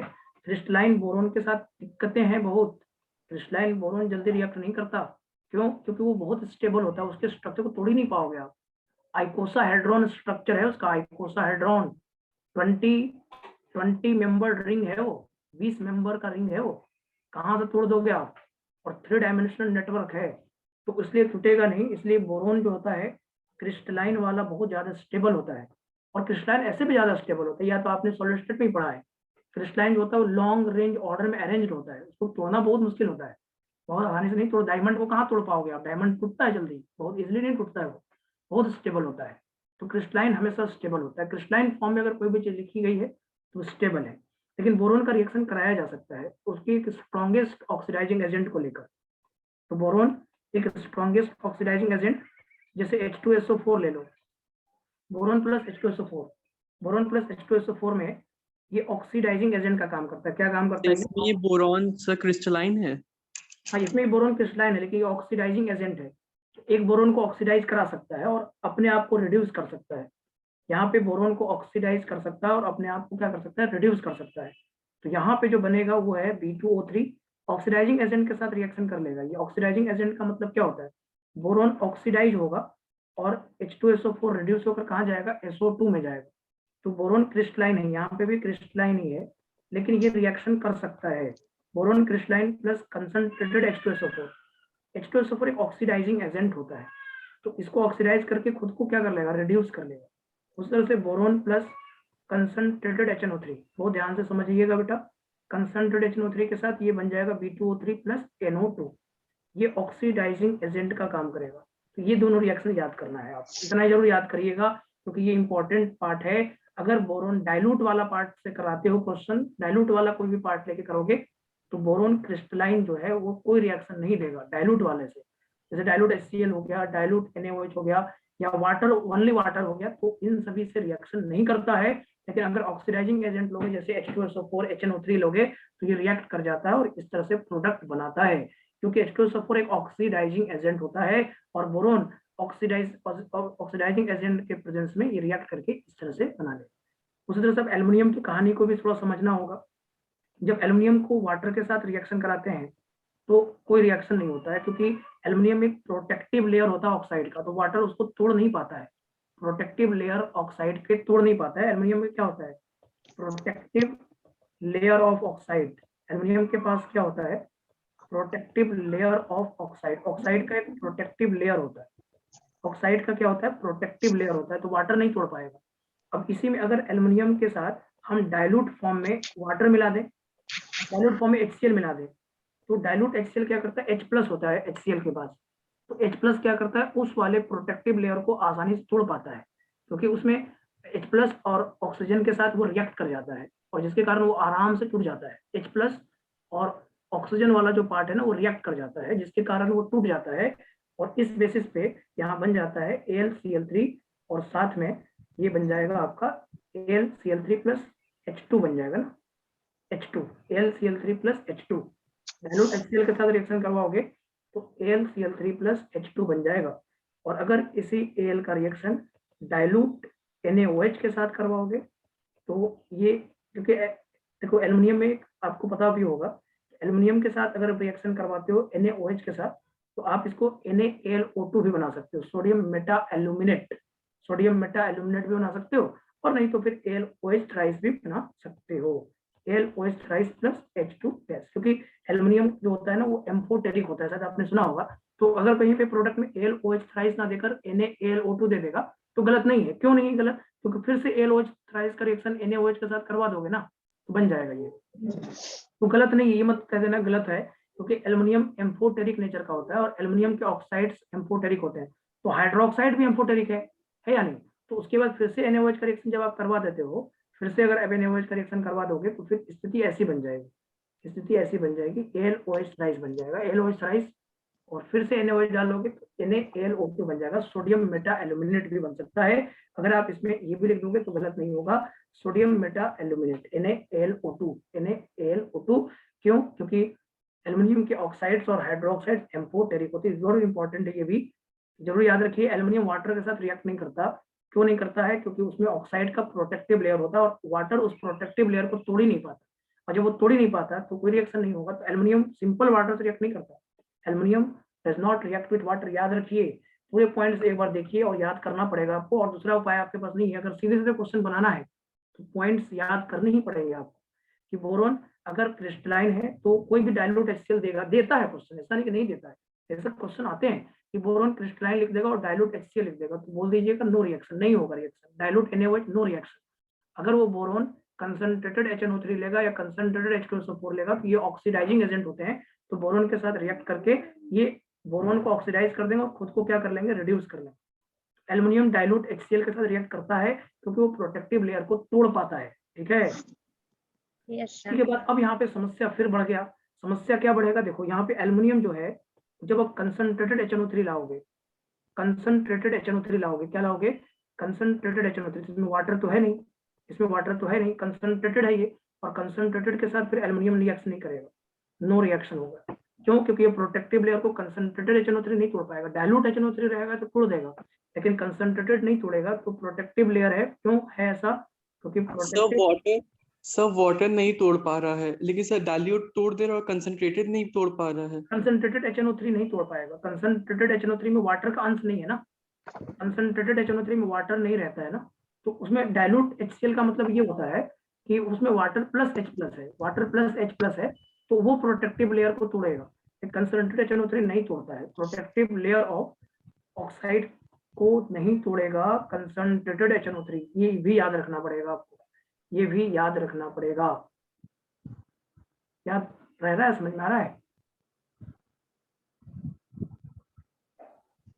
देखो एक इसका ट्रिक भी होता है, कंसंट्रेटेड HNO3 के साथ नहीं रिएक्ट करने वाले ये होते हैं E, CO, Ni और B, आलू। इसका ट्रिक होता है, ये कंसंट्रेटेड HNO3 के साथ रिएक्ट नहीं कर, 80% रिएक्ट नहीं करते हैं ये, इनका 80% रिएक्शन नहीं होता है। इसका ट्रिक होता है फेको नहीं बेकार आलू, फेको नहीं बेकार आलू। ये कंसंट्रेटेड HNO3 के साथ रिएक्ट नहीं करता, कंसंट्रेटेड HNO3 के साथ रिएक्ट नहीं करता। इसका ट्रिक होता है फेको नहीं बेकार आलू, फेको, फे मतलब आयरन हो गया, फे को अलग अलग करना पड़ेगा इसको, नहीं तो गड़बड़ हो जाएगा। फेको, रुक जाना 1 मिनट, इसको याद करने का ट्रिक है ये। बहुत सारी चीजें मैंने पहले भी बोल रखा है कि भाई आपको मेहनत बहुत करना पड़ेगा इसमें। अब जितना आ जाएगा कॉपी से उतना सही है, और नहीं आएगा छोड़ना ही पड़ेगा आपको। फेको नहीं बेकार आलू, बेकार आलू, ये कंसंट्रेटेड HNO3 के साथ रिएक्ट नहीं करते। फेको नहीं बेकार आलू, याद रखना, फेको नहीं बेकार आलू कंसंट्रेटेड HNO3 के साथ रिएक्ट नहीं करते। हाँ बताओ सर, ये एल्युमिनियम जो होगा किसी भी स्ट्रॉन्ग रिड्यूसिंग के साथ रिएक्ट नहीं करेगा कि केवल कॉन्क HNO3 के साथ नहीं करेगा? कंसंट्रेटेड HNO3 के साथ भी नहीं करेगा और कंसंट्रेटेड H2SO4 के साथ भी नहीं करेगा। मतलब किसी भी स्ट्रॉन्ग रिड्यूसिंग कंसंट्रेटेड के साथ नहीं करेगा, सीधा समझ लो, कंसंट्रेटेड के साथ नहीं करेगा, अच्छा ठीक सर। डाइल्यूटेड के साथ करेगा। तो इसका ट्रिक है, कंसंट्रेटेड HNO3 के साथ नहीं रिएक्ट करने वाले हैं, फेको नहीं बेकार आलू, फेको नहीं बेकार आलू, ये एक ट्रिक है। इसमें आपको आगे डी ब्लॉक में भी ये चीजें आती है। तो आयरन, कोबाल्ट, निकेल और बेरिलियम और एल्युमिनियम ये कंसंट्रेटेड HNO3 के साथ रिएक्ट नहीं करते हैं। तो फेको नहीं बेकार आलू, याद रखोगे? जी सर। याद सर कर, किसी भी कंसंट्रेटेड के साथ नहीं रिएक्ट करेंगे ये पांचों? ये पांचों कंसंट्रेटेड HNO3 के साथ रिएक्ट नहीं करेंगे। ये देखो, ये वाला जो है ना कंसंट्रेटेड HNO3 के साथ जो नहीं करने वाले हैं वो है फे मतलब आयरन, कोबाल्ट, निकेल और बेरिलियम और एल्युमिनियम, ये कंसंट्रेटेड HNO3 के साथ रिएक्ट नहीं करते। तो ये ट्रिक है, इसको याद कर सकते हो आप चाहो तो, ये याद करना चाहो तो कर सकते हो। कंसंट्रेटेड HNO3 के साथ कि सर कंसंट्रेटेड कोई सा भी एसिड रहे या तो बेस रहे उसके साथ? नहीं, फिर ये थोड़ा सा ये अलग हो जाता है। यहाँ पे इसको हटाकर आप देख सकते हैं, ये सिर्फ कंसंट्रेटेड HNO3 के साथ रिएक्ट नहीं करता है। फेको नहीं बेकार वाला जो यहाँ तक जो ट्रिक है वो कंसंट्रेटेड HNO3 के साथ रिएक्ट नहीं करता। और एल्युमिनियम जो होता है, और एल्युमिनियम और बेरिलियम दोनों, एल्युमिनियम और बेरिलियम दोनों में प्रोटेक्टिव लेयर होता है, दोनों में ऑक्साइड का प्रोटेक्टिव लेयर होता है। और जिसमें ऑक्साइड का प्रोटेक्टिव लेयर है ना, इसमें इस सब में भी होता है प्रोटेक्टिव लेयर, बट इसमें थोड़ा वीक प्रोटेक्टिव लेयर रहता है। फेको नहीं में वीक प्रोटेक्टिव लेयर रहता है। तो अगर बहुत ज्यादा स्ट्रॉन्ग ऑक्सीडाइजिंग एजेंट यूज करोगे तो टूट जाएगा ये फेको नहीं वाला टूट जाएगा। लेकिन ये बेकार आलू नहीं टूटते, ये बेकार आलू जो है ना वो बहुत खराब होते हैं, आप फेंक नहीं पड़ता है उनको, कहाँ टूट के जाएंगे वो, नहीं, ये बेकार आलू है। बेरिलियम सबसे ज्यादा, देखो एक चीज बहुत ध्यान से तुम समझ लो, बहुत ज्यादा देखो, कुछ भी थोड़ा दिमाग लगा क्वेश्चन बनाना होगा अपने को। देखो आपको दिख रहा था अल्कलाइन अर्थ में नखड़ा कौन कर रहा था, बेरिलियम और मैग्नीशियम, पूरी कहानी मैग्नीशियम और बेरिलियम पे घूम रही थी। यहाँ पे बोरोन और एल्युमिनियम पे घूमेगी, पूरी कहानी बोरोन और एल्युमिनियम पे घूमती रहेगी। और जो क्वेश्चन आएगा वो बोरोन और एल्युमिनियम से ही आना है, सीधी सी बात है। इंडियम थैलियम की बात इतनी नहीं करते हम लोग। जैसे हम कंपाउंड भी पढ़ेंगे, अगर इसके हम कंपाउंड भी आगे पढ़ेंगे तो हम ज्यादातर बोरोन के कंपाउंड पढ़ेंगे और एल्युमिनियम के कंपाउंड पढ़ेंगे। इंडियम, गैलियम और थैलियम के कंपाउंड नहीं पढ़ने जा रहे हैं हम, वो इंपॉर्टेंट नहीं होता है। तो इतने तरीके आपको याद करने पड़ेंगे, ये याद करना पड़ेगा आपको, तभी बनेगा सेक्शन बी, तो बनेगा नहीं। इतना आपको याद हो जाएगा। एक आप एनसीईआरटी में पढ़ के देखिए, एनसीईआरटी में क्या किया है, एनसीईआरटी में क्या लिखा है, बहुत ज्यादा एक्सप्लेन नहीं किया है। एनसीईआरटी में लिखा है M+O2 गिव M2O3, सीधे लिख दिया है, और ज्यादा वो दिमाग नहीं लगाया, ज्यादा नहीं बताया है उसमें। लेकिन तब भी हमें समझना होगा कि अगर बोरोन क्रिस्टलाइन है और बोरोन एमोर्फस है तो दोनों में कहानी थोड़ी अलग होगी। अगर क्रिस्टलाइन बोरोन है तो वो एयर के साथ रिएक्ट नहीं करेगा, अगर वो एमोर्फस बोरोन है तो एयर के साथ रिएक्ट करेगा। तो वहां पे बोरोन और एल्युमिनियम की कहानी थोड़ी सी बदली रहेगी। बोरोन और एल्युमिनियम का थोड़ा ध्यान रखिए। बोरोन फैमिली में, क्योंकि नाम है बोरोन फैमिली, तो बोरोन का ध्यान रखना जरूरी है, क्योंकि उसकी फैमिली बोरोन से चलती है। तो बोरोन से चलती है तो बोरोन तो नखड़े करेगा ही करेगा। जो फैमिली में सबसे ऊपर होता है नखड़ा उसका होता ही है, होता है नहीं होता है? एकदम सर। इसलिए जो भी नखड़े हैं वो बोरोन के रहेंगे, और वो आपको समझने ही पड़ेंगे, और उसका दूसरा कोई उपाय आपके पास नहीं है। तो कॉपी को बहुत ध्यान से पढ़िए, और फिर एनसीईआरटी आप रीड कर सकते हैं, उसका कोई प्रॉब्लम नहीं है, एनसीईआरटी जरूर रीड करिए। तो केमिकल प्रॉपर्टीज में रिएक्टिविटी टुवर्ड्स एयर आपने पढ़ा, उसके बाद आपने पढ़ा reactivity towards acid and alkali पढ़ा, और इसमें जो बात था वो मैंने आपको ट्रिक के माध्यम से भी कुछ चीजें समझाया है। अब आता है रिएक्टिविटी टुवर्ड्स हैलोजन, ये तो आसान है, रिएक्टिविटी टुवर्ड्स हैलोजन आसान है, सभी बच्चों को इसके बारे में ज्यादा अच्छे से पता है। रिएक्टिविटी टुवर्ड्स हैलोजन, ये भी तुरंत हैलोजन को, बाकी सारे तीनों का रिएक्शन तो सेम है, फिर उसमें कोई दिक्कत नहीं, उसमें कहाँ टेंशन है। नखड़े तो बोरोन और एल्युमिनियम के साथ तो उन्हीं के नखड़े बर्दाश्त करने थे, आगे सब रिएक्शन करेगा। गैलियम वगैरह में उतनी दिक्कत नहीं है, एनडीएम में उतना दिक्कत नहीं है, थैलियम उतना दिक्कत नहीं। तो उसका सर सब G2O3 वाला ही बताएंगे ना, M2O3 वाला ही बनाएंगे ना बाकी सब जो है? हाँ, उसके बाद तो M2O3 ऑक्साइड वाला तो M2O3 बनेगा, हाँ उसके बाद सभी M2O3 बनेगा, उसका कोई टेंशन ही नहीं है। उसके बाद डाइल्यूट HCl ये सब रिएक्ट करेंगे, वो वाटर भी रिएक्ट करेंगे, कोई दिक्कत नहीं उनको, उनको कोई टेंशन ही नहीं, वो क्रिस्टलाइन फॉर्म थोड़ी है वो, और बहुत स्टेबल तो है नहीं वो। सर नाइट्रोजन से रिएक्ट करेंगे कि सिर्फ ऑक्सीजन से? देखो नाइट्रोजन से भी रिएक्ट करा ही देते हैं, ऐसे कोई दिक्कत नहीं है ऐसे, लेकिन कुछ जैसे थैलियम+3 जैसे एग्जिस्ट नहीं करता है, इसके बेसिस पे थोड़ा कम एग्जिस्टेंस होता है उसका। जैसे आपने बोला था ना अभी, जैसे आपने समझा था, नाइट्रोजन की इलेक्ट्रॉनिक थोड़ी कम हो जाती है या नहीं, क्लोरीन के जैसा हो जाता है, जी ऐसा है या सर। नहीं? तो फिर गैलियम हाँ का +3 एग्जिस्ट करना थोड़ा मुश्किल हो जाता है, इंडियम का +3, अभी आपने जस्ट बोला भी था, हमने बोला था कि +3 का एग्जिस्टेंस कम होने लगता है टॉप टू बॉटम। तो आप अगर नाइट्रोजन को लाओगे तो कहीं ना कहीं आप +3 लाने की कोशिश करोगे एकदम एकदम। GAN बनाने की कोशिश करोगे, GAN बनाने की कोशिश करोगे, INN बनाने की कोशिश करोगे, TL कम बनेगा, ये नहीं बनता है क्योंकि +3 का एग्जिस्टेंस कम हो जाता है ना, इसीलिए।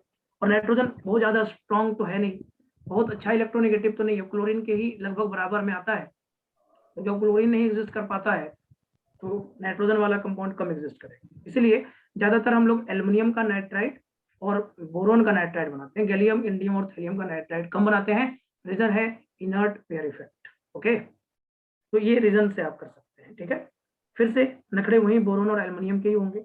बोरोन एल्युमिनियम X2 के साथ रिएक्ट करेगा, थोड़ा सा हीट करना पड़ेगा, X2 हीट करना पड़ेगा, X2 के साथ हीट करना पड़ेगा, तो रिएक्ट करेंगे और रिएक्ट करके ये क्या बनाएंगे, BX3 बनाएंगे, और ये क्या बनाएगा, AlX3 बनाएगा। तो BX3 का मतलब क्या हो गया तुम्हारा, BF3 BCl3, ये तो पढ़ाई है आपने कंपाउंड, BBr3 और Bi3, ये है। इसमें क्या बनेगा, AlF3 AlCl3 AlBr3 और AlI3। इसमें ये ध्यान रखना है क्योंकि देखिए जैसे आप साइज ऑफ एनायन बढ़ाओगे तो पोलराइजिंग पावर बढ़ जाता है, तो कोवलेंट करैक्टर बढ़ जाता है। तो AlF3 सिर्फ आयनिक होता है, आयनिक, हाँ। AlF3 याद रखिएगा आयनिक होता है, और ये वाला जो पार्ट होता है ना वो कोवलेंट होता है, और बोरोन वाला सब कोवलेंट है ही, बोरोन के भी हैलाइड है, सब कोवलेंट है, all halides of boron is covalent, okay ना। और जिसमें BF3 जो है इलेक्ट्रॉन डेफिशिएंट है, इसमें बैक बॉन्डिंग होता है, और इसी बैक बॉन्डिंग से क्वेश्चन आता है Lewis acidic character, order of Lewis acid. तो बताओ। सब बोरॉन के सारे सर सब कोवेलेंट बनाते हैं? हाँ, सारे स्ट्रक्चर बना लेंगे, तो हीट कर देंगे तो बन जाएगा X2 हीट। तो boron aluminium BF3 BCl3 BBr3 और Bi3, तो लिविस एसिड होता है BF3। बोरोन के हैलाइड्स कैसे होते हैं, लिविस एसिड होते हैं, क्यों, क्योंकि वो इलेक्ट्रॉन डेफिशिएंट होते हैं। तो मुझे बताओगे लिविस एसिड सबसे अच्छा कौन है इसमें, BF3 Bi3 BBr3 फिर Yes. BCl3 फिर BF3। लिविस एसिड है सबसे अच्छा Bi3, फिर है BBr3, फिर है BCl3 और BF3। इसका रीजन है बैक बॉन्डिंग के इनवर्सली प्रोपोर्शन होता है, जिसका बैक बॉन्डिंग अच्छा होता है ना, स्ट्रेंथ ऑफ बैक बॉन्डिंग जिसका अच्छा होगा उसका लिविस एसिडिक करैक्टर कम होगा, तो Lewis acidic is inversely proportional to, ये होगा आपको स्ट्रेंथ ऑफ बैक बॉन्डिंग। और बैक बॉन्डिंग अच्छा कहाँ होता है, BF3 में होता है, क्यों, BF3 में बैक बॉन्डिंग अच्छा क्यों होता है, कोई बताएगा, BF3 में बैक बॉन्डिंग अच्छा क्यों होता है, क्योंकि साइज लगभग कंपेरेबल होता है, बोरोन का भी 2p और फ्लोरीन का भी 2p ओवरलैप करके एक बैक बॉन्डिंग फॉर्म करता है। जैसे साइज दोनों के बीच में ऑर्बिटल जो इन्वॉल्व हो रहा है उसका साइज लगभग बराबर है, इसीलिए BF3 की बैक बॉन्डिंग स्ट्रेंथ बहुत ज्यादा होती है। स्ट्रेंथ ऑफ बैक बॉन्डिंग, ये बात हमने लिखवाया भी है कि साइज डिफरेंस स्मॉलर होना चाहिए। जो ऑर्बिटल पार्टिसिपेट करता है बैक बॉन्डिंग में, अगर उसके साइज डिफरेंस, ऑर्बिटल के साइज डिफरेंस बराबर है, सिमिलर है, तो उसका स्ट्रेंथ ज्यादा होता है। ये बात हमने लिखवाया था केमिकल बॉन्डिंग में, और लिविस एसिडिक करैक्टर भी लिखवाया है केमिकल बॉन्डिंग में। केमिकल बॉन्डिंग का थोड़ा तो ध्यान रखना ही चाहिए। तो आंसर आएगा रिएक्टिविटी टुवर्ड्स हैलोजन में BF3 BCl3 BBr3 Bi3। Boron के ऑल हैलाइड्स कोवेलेंट होते हैं, all halides of boron are covalent. और एल्युमिनियम वाला याद रखना AlF3 आयनिक होता है, AlF3 आयनिक होता है, जरूर ध्यान रखिए क्योंकि ये भी क्वेश्चन एग्जाम में आता है, पूछता है कि AlF3 AlCl3 AlBr3 Li3 में कौन आयनिक है। तो आंसर है AlF3 आयनिक है, क्यों, क्योंकि एनायन का साइज जैसे जैसे बढ़ेगा पोलराइजिंग पावर बढ़ेगा, और पोलराइजिंग पावर कहीं ना कहीं कोवेलेंट करैक्टर को शो करता है, कोवेलेंट करैक्टर को शो करता है। तो इसके बेसिस से बेटा यहाँ तक की बातें समझ में आ गई क्या? रिएक्टिविटी की कहानी समझ में आई? सही बच्चों Yes, को? तो रिएक्टिविटी टुवर्ड्स एयर जरूर याद रखिए, बहुत जरूरी है। Reactivity towards air, reactivity towards alkali and acid, और आप एक चीज जरूर याद रखिए, रिएक्टिविटी टुवर्ड्स हैलोजन। हैलोजन तो आसान है, उसमें ज्यादा टेंशन आपको नहीं होगा। अब उसके बाद आता है compounds of boron. 3 compounds main पढ़ना है आपको, एक है बोरिक एसिड, एक है आपका बोरेक्स, और एक है आपका डाइबोरेन। 3 बहुत इंपॉर्टेंट है बेटा। डाइबोरेन से तो डायरेक्ट क्वेश्चन आते हैं, सीधे सीधे कॉपी से आता है। डाइबोरेन का जितना क्वेश्चन आएगा वो सब कॉपी से आएगा। और देखो बहुत ज्यादा क्वेश्चन प्रॉपर्टीज का आता है, ज्यादातर क्वेश्चन किसका आ रहा है? प्रॉपर्टीज का आता है। बहुत ज्यादा केमिकल रिएक्शन से नहीं पूछते हैं, क्योंकि केमिकल रिएक्शन का अंदाजा लगाना बड़ा मुश्किल होता है। तो मैं आपको बहुत सारा ट्रिक बताऊंगा डाइबोरेन में, खास करके डाइबोरेन में हम बताएंगे आपको कैसे प्रोडक्ट बनाया जाता है। तो डाइबोरेन में मैं आपको सिखाऊंगा बहुत सारे चीज, और उसके साथ मैं बोरेक्स में भी सिखाऊंगा। बोरेक्स में क्या क्वेश्चन आता है मैं आपको ये भी बताऊंगा, क्योंकि एक क्वेश्चन आता है उसमें बोरेक्स बीड टेस्ट, शायद आपने सुना होगा। हाँ यस सर, यस सर। तो वो वाला क्वेश्चन मैं आपको वहां पे सिखाऊंगा। तो अभी हमारा सबसे पहला हेडिंग है बोरिक एसिड। तो हम यहाँ पे लिखना है कंपाउंड्स ऑफ बोरोन। 2 कंपाउंड्स आपको पढ़ाएंगे हम, आपको 3 तो बोरोन का कंपाउंड पढ़ाएंगे, और 1 या 2 हम आपको एल्युमिनियम के कंपाउंड्स पढ़ाएंगे, बस ज्यादा नहीं पढ़ाएंगे। जितना जरूरी है उतना ही पढ़ाएंगे आपको। ये कंपाउंड्स ऑफ बोरोन आप एनसीईआरटी में भी देख पाइएगा। आप जरूर एनसीईआरटी पढ़िएगा। आज का लेक्चर के बाद एक बार आप जहां तक आपका हुआ है उसमें एनसीईआरटी रीड करिएगा, तो आपको समझ में भी खूब आएगा और मजा भी आएगा आपको। देखो मजेदार टॉपिक है पी ब्लॉक, लेकिन थोड़ा बोरिंग होता है। बोरिंग इसलिए होता है क्योंकि बच्चा को पूरा पूरा एक्सप्लेनेशन नहीं मिल पाता है। बहुत एक्सप्लेनेशन कहाँ से मिलेगा? बहुत ज्यादा एक्सप्लेन नहीं कर सकते हैं, बस आपको फिल कर सकते हैं। बस फिल करने आसान हो सकता है, लेकिन बहुत ज्यादा एक्सप्लेनेशन भी अपने आप में उलझन का जैसा लगता है। बहुत ज्यादा एक्सप्लेनेशन देने लगूंगा तो आपको उलझने लगेगा। आप ये क्या हो रहा है, यहाँ पे कभी कुछ, कभी वहां पे कुछ, कभी वहां पे कुछ, एक रेगुलर ट्रेंड नहीं चलता है।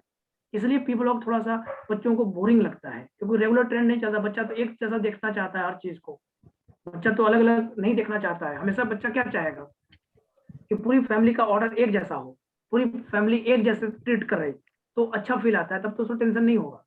लेकिन हर अलग अलग एलिमेंट अपने अपने काम करने लगे तो दिक्कत आ ही जाती है। यहाँ पे भी वही सेम चीज हो रहा है, इसीलिए थोड़ा सा बोरिंग होता है, लेकिन बोरिंग है नहीं, पढ़ोगे तो मजा आएगा आपको। तो कंपाउंड्स ऑफ बोरोन में 3 होंगे। सबसे पहले पढ़ेंगे हम बोरिक एसिड के बारे में। बोरिक एसिड अपने आप में बहुत इंपॉर्टेंट है। उसके बाद हम पढ़ेंगे बोरेक्स के बारे में, बोरेक्स भी इंपॉर्टेंट है। और तीसरा है डाइबोरेन, ये तो बहुत इंपॉर्टेंट है। डाइबोरेन से क्वेश्चन इस बार जेईई मेंस में भी आया। डाइबोरेन, सॉरी डाइबोरेन लिखना था इसको, डाइबोरेन लिखिए। डाइबोरेन B2H6 को बोलते हैं, बोरेक्स Na2B4O7 10H2O को बोलते हैं, और H3BO3 को बोरिक एसिड बोलते हैं। सबका फॉर्मूला लिख देते हैं और फिर समझाएंगे भी आपको हम। बोरेक्स होता है Na2B4O7 10H2O, और डाइबोरेन होता है B2H6। तो सबसे पहला हेडिंग होगा बोरिक एसिड। हेडिंग दीजिए बोरिक एसिड। और बोरिक एसिड में सबसे पहले होगा प्रिपरेशन। प्रिपरेशन तो बड़ा चीज नहीं है, आसानी से बन जाता है, और ये तो फील करोगे आप। प्रिपरेशन तो बड़ा चीज नहीं है। अब देखो फील कैसे करेंगे। Na2B4O7, Na2B4O7 बोरेक्स है लगभग। बोरेक्स का रिएक्शन वाटर के साथ कराओ और साथ में इसमें HCl भी ले लो, क्या बनेगा बताओ? Borax plus water plus HCl। तो आपको ही पता है इसमें क्या बनने वाला है। अब बोलोगे सर इसमें बनेगा H3BO3 प्लस NaCl, बना दो NaCl, H3BO3 plus NaCl, H3BO3 plus NaCl, ये बनेगा boric acid plus sodium chloride. Okay बोलो बनेगा नहीं बनेगा? BCl3 की हाइड्रोलिसिस करा दो, BCl3 की हाइड्रोलिसिस करा दो, तो ये बनेगा H3BO3 और साथ में बनेगा HCl। तो ये पहला प्रिपरेशन, ये दूसरा प्रिपरेशन। तीसरा प्रिपरेशन सबसे इंपॉर्टेंट, दूसरा भी प्रिपरेशन इंपॉर्टेंट ही है। बोरिक्स वाटर और HCl लेकर कराओगे ना तो बोरिक एसिड बन जाता है। और तीसरा तो इंपॉर्टेंट है, बहुत इंपॉर्टेंट है, BF3। ये बहुत पूछता है question, lithium aluminium hydride, LiAlH, ये बनाता है, सॉरी BF3 नहीं यार, ये उल्टा लिखा गया, उल्टा लिख दिया। थर्ड वाले में रुकिएगा, रुकिएगा थोड़ा सा, थर्ड वाले में ये वाला रिएक्शन लिखो, Mg3B2 लिखो, Mg3B2 और इसकी कराओ हाइड्रोलिसिस, तो ये बन जाएगा आपका H3BO3 ना, Mg3B2 plus water give H3BO3, ये भी नहीं बनेगा, ये गलत हो जा रहा है यार, इसको मत लिखो, दो ही रिएक्शन लिखिए, प्रिपरेशन में दो ही रिएक्शन लिखिए, प्रिपरेशन में दो ही रिएक्शन लिखिए, वो B2H6 का प्रिपरेशन हो जाता है, दो ही रिएक्शन लिखिए, एक बोरेक्स प्लस HCl, बोरेक्स और प्लस HCl और एक बोरोन ट्राइक्लोराइड और plus water, boron trichloride plus water, और भी लिख सकते हो, जैसे ये Bn वाला लिख सकते हो, अच्छा हो तो Bn और प्लस वाटर लिख सकते हो, Bn प्लस वाटर लिख सकते हो, ये बन जाएगा आपका H3BO3, BOH थ्राइस को भी H3BO3 बोलते हैं, H3BO3 plus ammonia, H3BO3 plus ammonia, इसको लिख सकते हो B2O3 प्लस वाटर, ये लिख सकते हो हाइड्रोलिसिस ऑफ B2O3, ये भी बन जाएगा H3BO3, ये हो जाएगा B2O3। ये सब कैसे बन रहा है सर? अभी बता रहे हैं, देखो ये आसान है, देखो Na2B4O7, जब भी वाटर का कोई भी हाइड्रोलिसिस कराते हैं ना तो ऑक्सीडेशन स्टेट चेंज नहीं होता, पहली बात ध्यान रखना, जब भी वाटर कोई भी हाइड्रोलिसिस होता है तो ऑक्सीडेशन स्टेट चेंज नहीं होता, जैसे यहाँ पे Na2B4O7 में +3 ऑक्सीडेशन स्टेट है, तो ये क्या बन जाएगा वाटर के साथ, अगर ये सॉल्ट है ना, ये तो बोरेट का ही तो सॉल्ट है या नहीं, तो अरे अब बोरेट का रिएक्शन वाटर के साथ कराओगे तो ये BOH थ्राइस बनेगा, BOH थ्राइस को H3BO3 बोलते हैं, BOH थ्राइस को H3BO3 बोलते हैं, और BCl3 वाटर के साथ हाइड्रोलाइज होगा। देखो हाइड्रोलिसिस थोड़ा सा मैं आपको समझा देता हूँ, पहले सुन लो तो ज्यादा शायद आपको समझ में आएगा, नहीं तो आपको दिक्कत होता होगा। हाइड्रोलिसिस तब होता है जब किसी के पास वैकेंट ऑर्बिटल होता है, जब उसके पास वैकेंट ऑर्बिटल होता है तो वहां पे हाइड्रोलिसिस परफॉर्म कर सकते हो, और हाइड्रोलिसिस के साथ कभी भी ऑक्सीडेशन स्टेट चेंज नहीं होता, हाइड्रोलिसिस के साथ कभी भी ऑक्सीडेशन स्टेट चेंज नहीं होता, तो BCl3 +3 ऑक्सीडेशन स्टेट है, आगे भी +3 ही आएगा, तो देखो BCl3 प्लस वाटर, तो हर एक क्लोरीन को हटाकर 3 OH आ जाएगा, हर एक क्लोरीन की जगह पे क्या आएगा OH OH OH आएगा, तो वो क्या बन जाएगा H3BO3 बन जाएगा, क्या बन जाएगा H3BO3 बन जाएगा। और हमने बताया था आपको याद होगा, हमने बताया था कि नाइट्राइट की हाइड्रोलिसिस में हमेशा अमोनिया गैस निकलता है, जी सर जी, नाइट्राइट की हाइड्रोलिसिस में हमेशा अमोनिया गैस निकलता है, कैसे लगता तो है? यहाँ पे भी B+3 है, यहाँ पे भी क्या है B+3 है या नहीं, तो B+3 है, तो B+3 क्या आ जाएगा H3BO3 में हाइड्रोलिसिस के बाद जाएगा बोरिक एसिड में जाएगा, यहाँ पे भी B2O3 बोरेट है, उसी का एनहाइड्रस फॉर्म है ये, है नहीं, एनहाइड्राइड ऑफ H3BO3 क्या होता है B2O3 ही होता है ना, ये H3BO3 का एनहाइड्राइड है, तो उसको वाटर जोड़ दोगे तो फिर से क्या बन जाएगा H3BO3 तो बनेगा, +3 में ही जाता है। हाइड्रोलिसिस के कारण ऑक्सीडेशन स्टेट चेंज नहीं होता, on hydrolysis oxidation state remain same, on hydrolysis oxidation state remain same, ये ध्यान रख सकते हो। और हाइड्रोलिसिस तभी होता है जब उसके पास वैकेंट ऑर्बिटल होता है। तो हाइड्रोलिसिस के बारे में कभी तुम्हें बहुत डिटेल में बताएंगे, किसी दिन बहुत डिटेल में हाइड्रोलिसिस की पूरी कहानी समझाएंगे, कहानी बहुत है, हाइड्रोलिसिस की कहानी बहुत होती है, तो किसी दिन समझा देंगे, लेकिन एक छोटा पॉइंट के साथ हम आपको हाइड्रोलिसिस समझा देते हैं। ऑन हाइड्रोलिसिस, ये जिससे आपको याद रहेगा, on hydrolysis oxidation state remain same, oxidation state remain same, oxidation state remain same, एक second, oxidation state remain same, hydrolysis पे ऑक्सीडेशन स्टेट जो होता है वो रिमेन सेम होता है, ये याद रखिए, तो आपका काम भी हो जाएगा। Oxidation state remain same, on hydrolysis oxidation state remain same, तो ये बात, इससे ये प्रिपरेशन हुआ है, कोई बड़ा अलग से कोई नहीं कराया है मैंने, तो आपको बहुत ज्यादा परेशान नहीं होना है कि बहुत अलग से मैंने नहीं कराया है, Na2B4O7 में वाटर ही तो जोड़ा है हमने, और क्या किया है, ये कोई बड़ा रिएक्शन नहीं है, सिंपल रिएक्शन है, ये बात समझ में आ गया। H3BO3 वाला रिएक्शन समझ में आ गया सबको? जी सर।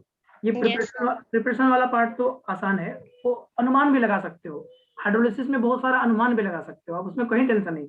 H3BO3 में तुम्हें दिक्कत हो रहा होगा तो इसको ऐसे सोचोगे तो ज्यादा समझ में आएगा, मुझे लगता है ये BOH थ्राइस सोचो आप, BOH थ्राइस ज्यादा समझ में आएगा, BOH थ्राइस ज्यादा समझ में आएगा आपको, तो ये देख लो एक बार आप, BOH थ्राइस ज्यादा समझ में आपको आता है, ठीक है ना, समझ में आ गया ये बात। चलो अब थोड़ी सी इसकी बातें और करते हैं। BOH H3BO3 की कुछ बातें और करेंगे, बहुत इंपॉर्टेंट बातें करने जा रहे हैं। H3BO3 जो होता है उसका स्ट्रक्चर कैसा होता है? आप कहोगे सर ऐसा होगा BOH, ये OH और OH, ऐसे स्ट्रक्चर होता है नहीं होता है H3BO3 का? जी सर। और उसके साथ हाइड्रोजन बॉन्डिंग भी इन्वॉल्व होगा, तो बाद में इसका एक 3 डायमेंशनल नेटवर्क का स्ट्रक्चर बन जाएगा। इसके साथ क्या इन्वॉल्व होता है? Hydrogen bonding. समझ में आ रहा है क्या बेटा? इसको एक बार आप देख लो, इसका हाइड्रोजन बॉन्डिंग इन्वॉल्व होता है, तो ऑक्सीजन के साथ भी हाइड्रोजन बॉन्डिंग आप करा सकते हो, तो ये ऐसे करा सकते हो, ये ऐसे करा सकते हो। एक बात मुझे बताओ, एक बात बताओ, एक H3BO3 में कितने हाइड्रोजन बॉन्ड बनते हैं? 1 H3BO3 कंटेन कितने हाइड्रोजन बॉन्ड? 1 H3BO3 में कितने हाइड्रोजन बॉन्ड होते हैं? पहला क्वेश्चन है, मैं आप ही से पूछ रहा हूँ कि एक H3BO3 में कितने हाइड्रोजन बॉन्ड होते हैं? आंसर क्या होगा? एक H3BO3 में कितने हाइड्रोजन बॉन्ड होते हैं? कितना होगा? एक H3BO3 में 6 हाइड्रोजन बॉन्ड दिखाई देता है, एक H3BO3 में 6 हाइड्रोजन बॉन्ड होता है, H3BO3 में 6 हाइड्रोजन बॉन्ड होता है। 1 H3BO3 contains 6 हाइड्रोजन बॉन्ड। और आपको एक बात पता होगा कि all hydrogen bonds are present in the one plane. जितने भी हाइड्रोजन बॉन्ड्स होते हैं वो एक प्लेन में प्रेजेंट होते हैं। तो यहाँ पे लिख सकते हैं आप ऑल हाइड्रोजन बॉन्ड्स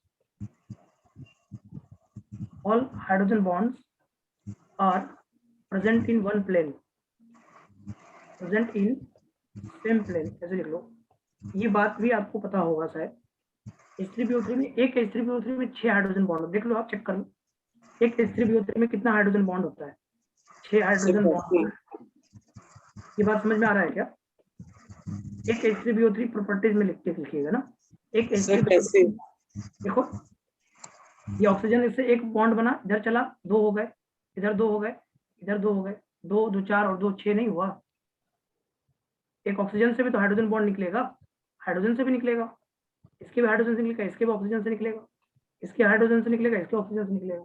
तो एक H3BO3 में 6 हाइड्रोजन बॉन्ड हुए कि नहीं हुए? एक H3BO3 आपके आगे वाले H3BO3 के साथ जुड़ता रहेगा। एक H3BO3 में 6 हाइड्रोजन बॉन्ड होता है, पहली बात। और जितने भी हाइड्रोजन बॉन्ड्स होते हैं वो प्लेन में होते हैं, सेम प्लेन में होते हैं, क्योंकि पूरा BOH थ्राइस जो है वो क्या है? प्लेन में है। तो पहला पॉइंट यहाँ ये पे और कहाँ दिख रहा है सर कि प्लेन में है सर? ये देखो, ये H3BO3 इसलिए प्लेन में होता है क्योंकि BOH थ्राइस sp2 हाइब्रिडाइजेशन होता है। पहली बात तो ये है, BOH थ्राइस sp2 हाइब्रिडाइज्ड होता है। तो बोरॉन का पूरा जो ये पूरा प्लेन में है, BOH थ्राइस पूरा प्लेन में है, तो हाइड्रोजन बॉन्ड भी कहाँ आएगा? प्लेन में ही आएगा। वो कहाँ चला जाएगा? बाहर चला जाएगा क्या प्लेन से? बोलो अरे भाई। ये जो सर यहाँ पे जो डायग्राम बना है सर, अगर इसमें देखें तो ये प्लेन में दिख रहा है सर। अगर BOH थ्राइस प्लेन में है भाई, sp2 हाइब्रिडाइजेशन है, ट्रायंगुलर प्लेनर है भाई। BOH थ्राइस का ज्योमेट्री ट्रायंगुलर प्लेनर होता है, H3BO3 ट्रायंगुलर प्लेनर होता है। तो ट्रायंगुलर प्लेनर है तो उसी से ट्रायंगल में ही तो बनता चला जाएगा, वो प्लेन में आ जाएगा, वो प्लेन से बाहर नहीं जाएगा। वो अभी बनाएंगे स्ट्रक्चर, ये बनाया कहाँ हमने स्ट्रक्चर? ये स्ट्रक्चर थोड़ी है, ये तो स्ट्रक्चर बनेगा अभी। तुम्हें गेंदा का जैसा दिखेगा, एकदम गोल। नहीं देखे हो स्ट्रक्चर? एनसीईआरटी में दिया गोल जैसा, गेंदा जैसा, फुटबॉल जी जैसा। सर जी। फुटबॉल हाँ। स्ट्रक्चर होता है भाई, ये स्ट्रक्चर थोड़ी है। ये तो मैंने बस आपको ये बताया कि BOH थ्राइस में चेन कैसे बनेगा। वो बनेगा एक एक H3BO3 में 6 हाइड्रोजन बॉन्ड बनता है। एक H3BO3 6 हाइड्रोजन बॉन्ड बना सकता है भाई। देखिए आप खुद देखिए, एक H3BO3 में आपके पास 3 OH है, और 3 OH में 2 हाइड्रोजन बॉन्ड बनाने की कैपेबिलिटी। तो 2 2 2 2 कितना हुआ? 6 नहीं हुआ? कोई आपसे पूछे कि एक H3BO3 में कितने हाइड्रोजन बॉन्ड बना पाओगे? आंसर क्या होगा? 6। और हाइड्रोजन बॉन्ड सब एक प्लेन में होता है, कि वो फुटबॉल स्ट्रक्चर है भाई, एकदम प्लेन में रहेगा एकदम। देख लो आप, फुटबॉल है वो। अभी फुटबॉल बनाएंगे हम, अभी तो पहले इसको देख लें, पॉइंट्स देख लें। तो इसमें जो स्ट्रक्चर होता है वो कैसा स्ट्रक्चर होता है? लेयर्ड स्ट्रक्चर इसको बोलते हैं, लेयर्ड स्ट्रक्चर। H3BO3 का स्ट्रक्चर कैसा होता है? 3 डायमेंशनल लेयर्ड स्ट्रक्चर है। तो लिख लीजिए पहले आप, 3 डायमेंशनल लेयर्ड स्ट्रक्चर होता है। पॉइंट समझिएगा, बहुत इंपॉर्टेंट है यहाँ पे। 3 dimensional layered structure, 3 dimensional layered structure. तीसरा पॉइंट क्या आएगा? तीसरा पॉइंट आएगा इन लेयर हाइड्रोजन बॉन्ड। लेयर में जो है कौन सा बॉन्ड प्रेजेंट होता है बताओ? H3BO3 में पूछेगा, यही आपसे पूछेगा कि इन लेयर कौन सा बॉन्ड प्रेजेंट होगा? तो in layer hydrogen bond, hydrogen bond. In layer hydrogen bonds present, hydrogen bonds are present, layer में हाइड्रोजन बॉन्ड्स प्रेजेंट होता है, in layer hydrogen bonds are present. और बिटवीन द लेयर क्या होता है, बिटवीन द लेयर, लेयर के बीच बीच में, layer के बीच में कौन सा होगा फोर्स? इन लेयर तो ठीक है, लेयर के ऊपर ऊपर ऊपर ऊपर सब हाइड्रोजन बॉन्ड दिखा, फुटबॉल बन गया। बिटवीन द लेयर क्या होगा? बिटवीन द लेयर, लेयर के बीच में, दो लेयर के बीच में कौन सा फोर्स? अरे समझ में नहीं आया। उसमें जैसे ये वाला तो ठीक है, ये तुम्हारा बन गया, ये बन गया, तो उसमें आता है जैसे जब पूरा हाइड्रोजन बॉन्ड से लेयर बन जाएगा तो बीच बीच में वांडरवाल फोर्स आएगा, वीक वांडरवाल फोर्स, जैसे ग्रेफाइट में आता है, जैसे ग्रेफाइट में आता है वीक वांडरवाल फोर्स होता है लेयर के बीच में। जी सर जी। जो बनता है लेयर के बीच में वीक वांडरवाल फोर्स होता है, इसलिए हाँ स्लिप हाँ करता है, वो स्लिप करता है, स्लिपिंग नेचर होता है इसका, स्लिपिंग नेचर होता है क्योंकि वीक वांडरवाल फोर्स होता है। तो in between the layer weak van der Waals forces are present between the layer. यहाँ लिखो, ये पॉइंट भी सही है, बिटवीन द लेयर, लेयर के बीच में, बिटवीन द लेयर ऐसे लिखो, between the layer weak van der Waals forces are present between the layer. जैसे ग्रेफाइट होता है सेम वीक, इसलिए तो ग्रेफाइट को लुब्रिकेंट में यूज किया जाता है, नहीं, weak van der Waals forces are present, layer के बीच में बोल रहा हूँ मैं, ठीक है। लेयर में तो हाइड्रोजन बॉन्ड हो गया, और लेयर के बीच में कौन सा फोर्स होगा? Weak van der Waals force. याद रखने वाली बात है ये भी, वीक वांडरवाल फोर्स होता है, इसलिए स्लिप करता है, स्लिपिंग नेचर होता है इसमें, स्लिपिंग नेचर, लेयर में हाइड्रोजन बॉन्ड और लेयर के बीच में वीक वांडरवाल फोर्स, इसलिए इसका नेचर कैसा होता है? स्लिपिंग नेचर होता है। कोई अगर आप पूछे कि H3BO3 का नेचर कैसा होता है तो बोलिएगा स्लिपिंग नेचर होता है। स्लिपिंग ऐसे बोलते हैं ना, स्पेलिंग सही है, SLIP, SLI यही होगा ना, देख लेना आप, स्लिपिंग नेचर, इसका नेचर कैसा होता है? स्लिपिंग होता है, स्लिप करता है ये। ओके, तो इसका इतना पॉइंट याद करो, 3 डायमेंशनल लेयर्ड स्ट्रक्चर होता है, in layer hydrogen bonds present होता है, और between the layer weak van der Waals forces present होता है। बोलो, याद हो गया? नहीं हुआ?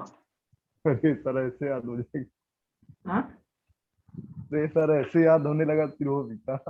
किसे नहीं याद हो गया? इसमें हाइड्रोजन बॉन्ड्स तो प्रेजेंट होता है, ये तो याद रहेगा ही, हाँ ये यही तो याद क्वेश्चन हो गया पूछता है, था। यही पूछेगा ही आपसे कि H3BO3 के जो स्ट्रक्चर होते हैं उसमें लेयर में कौन सा फोर्स ऑफ अट्रैक्शन होता है?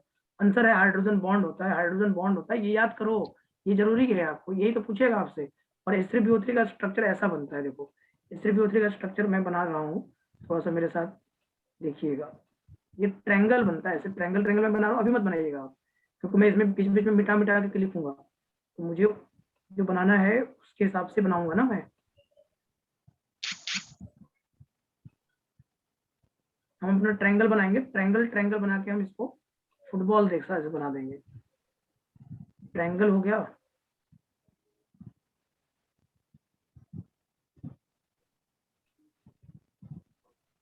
एनसीईआरटी में दिया है स्ट्रक्चर, उतना तो याद नहीं कर सकते, लेकिन हम ट्रायंगल से बना पाएंगे, मुझे ऐसा लगता है बना पाएंगे।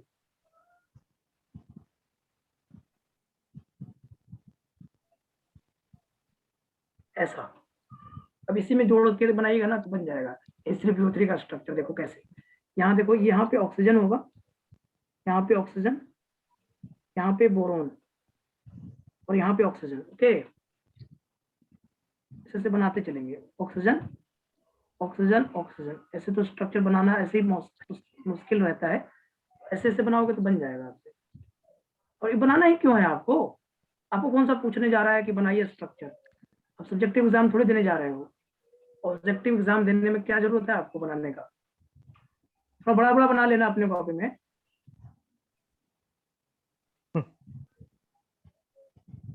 बोलो, जी सर जी। सब स्ट्रक्चर तो नहीं बना सकते, लेकिन हाँ ये फुटबॉल बन जाएगा, आपको देखना, जुड़ेगा तो बन जाएगा, ये एकदम फुटबॉल जैसा दिखेगा। इसको बोलते हैं 3 डायमेंशनल नेटवर्क स्ट्रक्चर। ठीक है, चलिए जोड़ते हैं, फिर जोड़ना शुरू करा जाए। यहाँ पे इसके पास क्या है? हाइड्रोजन है, ये हाइड्रोजन इसके साथ जुड़ेगा ऐसे, और ये वाला हाइड्रोजन इसके साथ आगे जाएगा। ये वाला हाइड्रोजन जो है, ये वाला हाइड्रोजन, इसका वाला हाइड्रोजन इसके साथ जुड़ेगा ऐसे, इस तरह से जुड़ता चला जाएगा, ऐसे जुड़ते चलो, जोड़ो। ये हाइड्रोजन आगे जो हाइड्रोजन है इधर वाला, इनके साथ जो हाइड्रोजन लगा है ये आगे जाएगा आपका आगे इस तरह से, और ये वाला जो हाइड्रोजन है ये अंदर की तरफ आएगा ऐसे ऐसे ऐसे, हाइड्रोजन बॉन्ड बनता जाएगा, हाइड्रोजन बॉन्ड ऐसे ऐसे बनता जाएगा और जुड़ते जाओ। अच्छा ये बन गया, इधर चला गया। इसके बाद ये वाला जो हाइड्रोजन है, ये वाला हाइड्रोजन इसके साथ जुड़ेगा, फिर ये सर क्या ऑर्थो पैरासिलिकेट टाइप का स्ट्रक्चर होगा ना? सिलिकेट्स टाइप का स्ट्रक्चर होगा, एनसीईआरटी देख लेना, ऐसे से जोड़ते जाना आप, ठीक है। अब ये तुम्हारा काम है, अब कर लेना। इतना तो मैं समझ गया कि ऐसे से जुड़ेगा, हाइड्रोजन बॉन्ड जोड़ते रहना है, जोड़ लेना। जोड़ लोगे तो एक बीच में स्ट्रक्चर जो दिखेगा ना वो 12 मेंबर का रिंग दिखता है। बीच वाला जो स्ट्रक्चर जो बनता है ना यहाँ पे बीच वाला, ये एक बार आप चेक कर लेना। मुझे भी स्ट्रक्चर थोड़ा सा बनाने में दिक्कत हो रहा है, इसलिए मैं ज्यादा बनाऊंगा नहीं, इसलिए मैं लिख रहा हूँ H3BO3 का जो स्ट्रक्चर होता है उसके बीच में 2 मेंबर का रिंग आएगा, 12 मेंबर आएगा। आप एनसीईआरटी चेक कर लेना, गिन लेना आप 12 मेंबर, और एक टर्मिनल वाला जो आता है ना वो 8 मेंबर आता है, 8 मेंबर रिंग आता है। 2 मेंबर का रिंग होता है इसमें, 12 मेंबर और 8 member, 12 membered 8 member ring. 12 member होता है इन बिटवीन वाला, बीच वाला जो है ना, बीच में बन रहा है ना, यहाँ पे बीच में जो बन रहा है, यहाँ पे 12 मेंबर का रिंग आता है और टर्मिनल्स पे 8 मेंबर का रिंग आता है। एनसीईआरटी के स्ट्रक्चर में काउंट कर सकते हो आप, आपके मॉडल में भी दिया है उसमें काउंट कर लेना यार, कर लेना। और नहीं तो बना देंगे हम लोग, मिलजुल के बन ही जाएगा ये, बना लेना यार, बना लोगे? जी सर। बना लोगे? सर एक बात बता दीजिए, हाँ ये H3BO3 को फिटकरी कहते हैं क्या सर?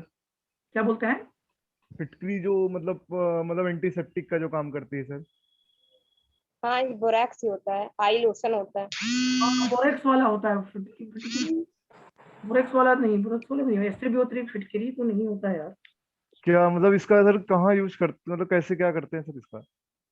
यूजेस क्या कहोगे बताओ, देख लेना एनसीईआरटी से यूजेस वगैरह क्या है इसका। ऐसे तो H3BO3 का क्या यूजेज होगा? यूजलेस है सर। नहीं यूजलेस नहीं होगा यार, कुछ होगा यूजेस, एक बार देख लेना, ये देख लेना, हमको भी याद नहीं है H3BO3 का यूजेस यार, अच्छा तो एक ठीक सर, बार ठीक। तुम लोग देख लेना। लेकिन जो यहाँ पे इंपॉर्टेंट पॉइंट ये है, H3BO3 में 12 मेंबर रिंग होता है और 8 मेंबर रिंग होता है, और H3BO3 12 मेंबर जो दिखाई देता है वो बीच में दिखाई देगा। कहाँ पे दिखाई देगा? बीच में। हिंदी में बीच में दिखाई देगा आपको 12 मेंबर। कैसे लिखाएगा बीच में? इन बिटवीन लिख देंगे, बिटवीन लिख देते हैं, और ये टर्मिनल पे दिखाई देगा, टर्मिनल टर्मिनल मतलब आगे सर? जब यहाँ पे इस वाले पॉइंट पे दिखाई देगा, इधर दिखाई देगा, यहाँ पे अच्छा। इधर वाला जुड़ेगा ना तब दिखाई देगा, वो टर्मिनल पे दिखाई देगा और बीच में 12 मेंबर का रिंग दिखाई देता है। एक बार आप उसको एनसीईआरटी देख लीजिएगा। अभी इस पे बहुत सारी बातें अभी बाकी है H3BO3 के लिए, हीटिंग इफेक्ट बाकी है, रिएक्शंस बाकी है, केमिकल रिएक्शंस नहीं हुआ है अभी। H3BO3 का केमिकल रिएक्शन बाकी है और H3BO3 का हीटिंग इफेक्ट बाकी है। तो नेक्स्ट क्लास में इसके आगे पढ़ेंगे, यहाँ तक आपको पढ़ना है। जी सर। प्रॉपर्टीज पढ़ लीजिएगा, प्रॉपर्टीज इंपॉर्टेंट है, एक बार यूजेस देख लेना एनसीईआरटी से। एनसीईआरटी यहाँ तक रीड कर सकते हो आप। Okay sir. सेक्शन ए और सेक्शन बी बना लोगे, सेक्शन ए और मतलब मॉड्यूल का सेक्शन ए सेक्शन बी हो जाएगा सर? हाँ एकदम हो जाएगा, सेक्शन ए और सेक्शन बी हो जाएगा। ठीक बोरॉन है फैमिली सर। और कार्बन फैमिली वाला, बोरॉन फैमिली अलग दिया होगा, कार्बन फैमिली अलग दिया होगा। कार्बन फैमिली वाला मत बनाना, कार्बन फैमिली मजेदार लगेगा आपको, मजा आएगा। कार्बन फैमिली से क्वेश्चन आएगा तो ज्यादातर हमको लगता है सिलिकॉन्स वगैरह क्वेश्चन आएगा कार्बन फैमिली से, सिलिकेट्स, यस सर। सिलिकॉन, तो वो सब चीज सिलिकॉन आप डाइऑक्साइड, तो उतना दिक्कत नहीं होगा। जहां जहां पे क्वेश्चन आने की संभावना रहेगा हम मार्क कर देंगे आपको, ठीक है। और अगर आ गया तो आपका किस्मत अच्छा है, नहीं आया तो कोई बात नहीं। Clear? Okay sir. Okay sir. चलिए फिर नेक्स्ट क्लास मिलते हैं। Okay thank you sir. Thank you sir.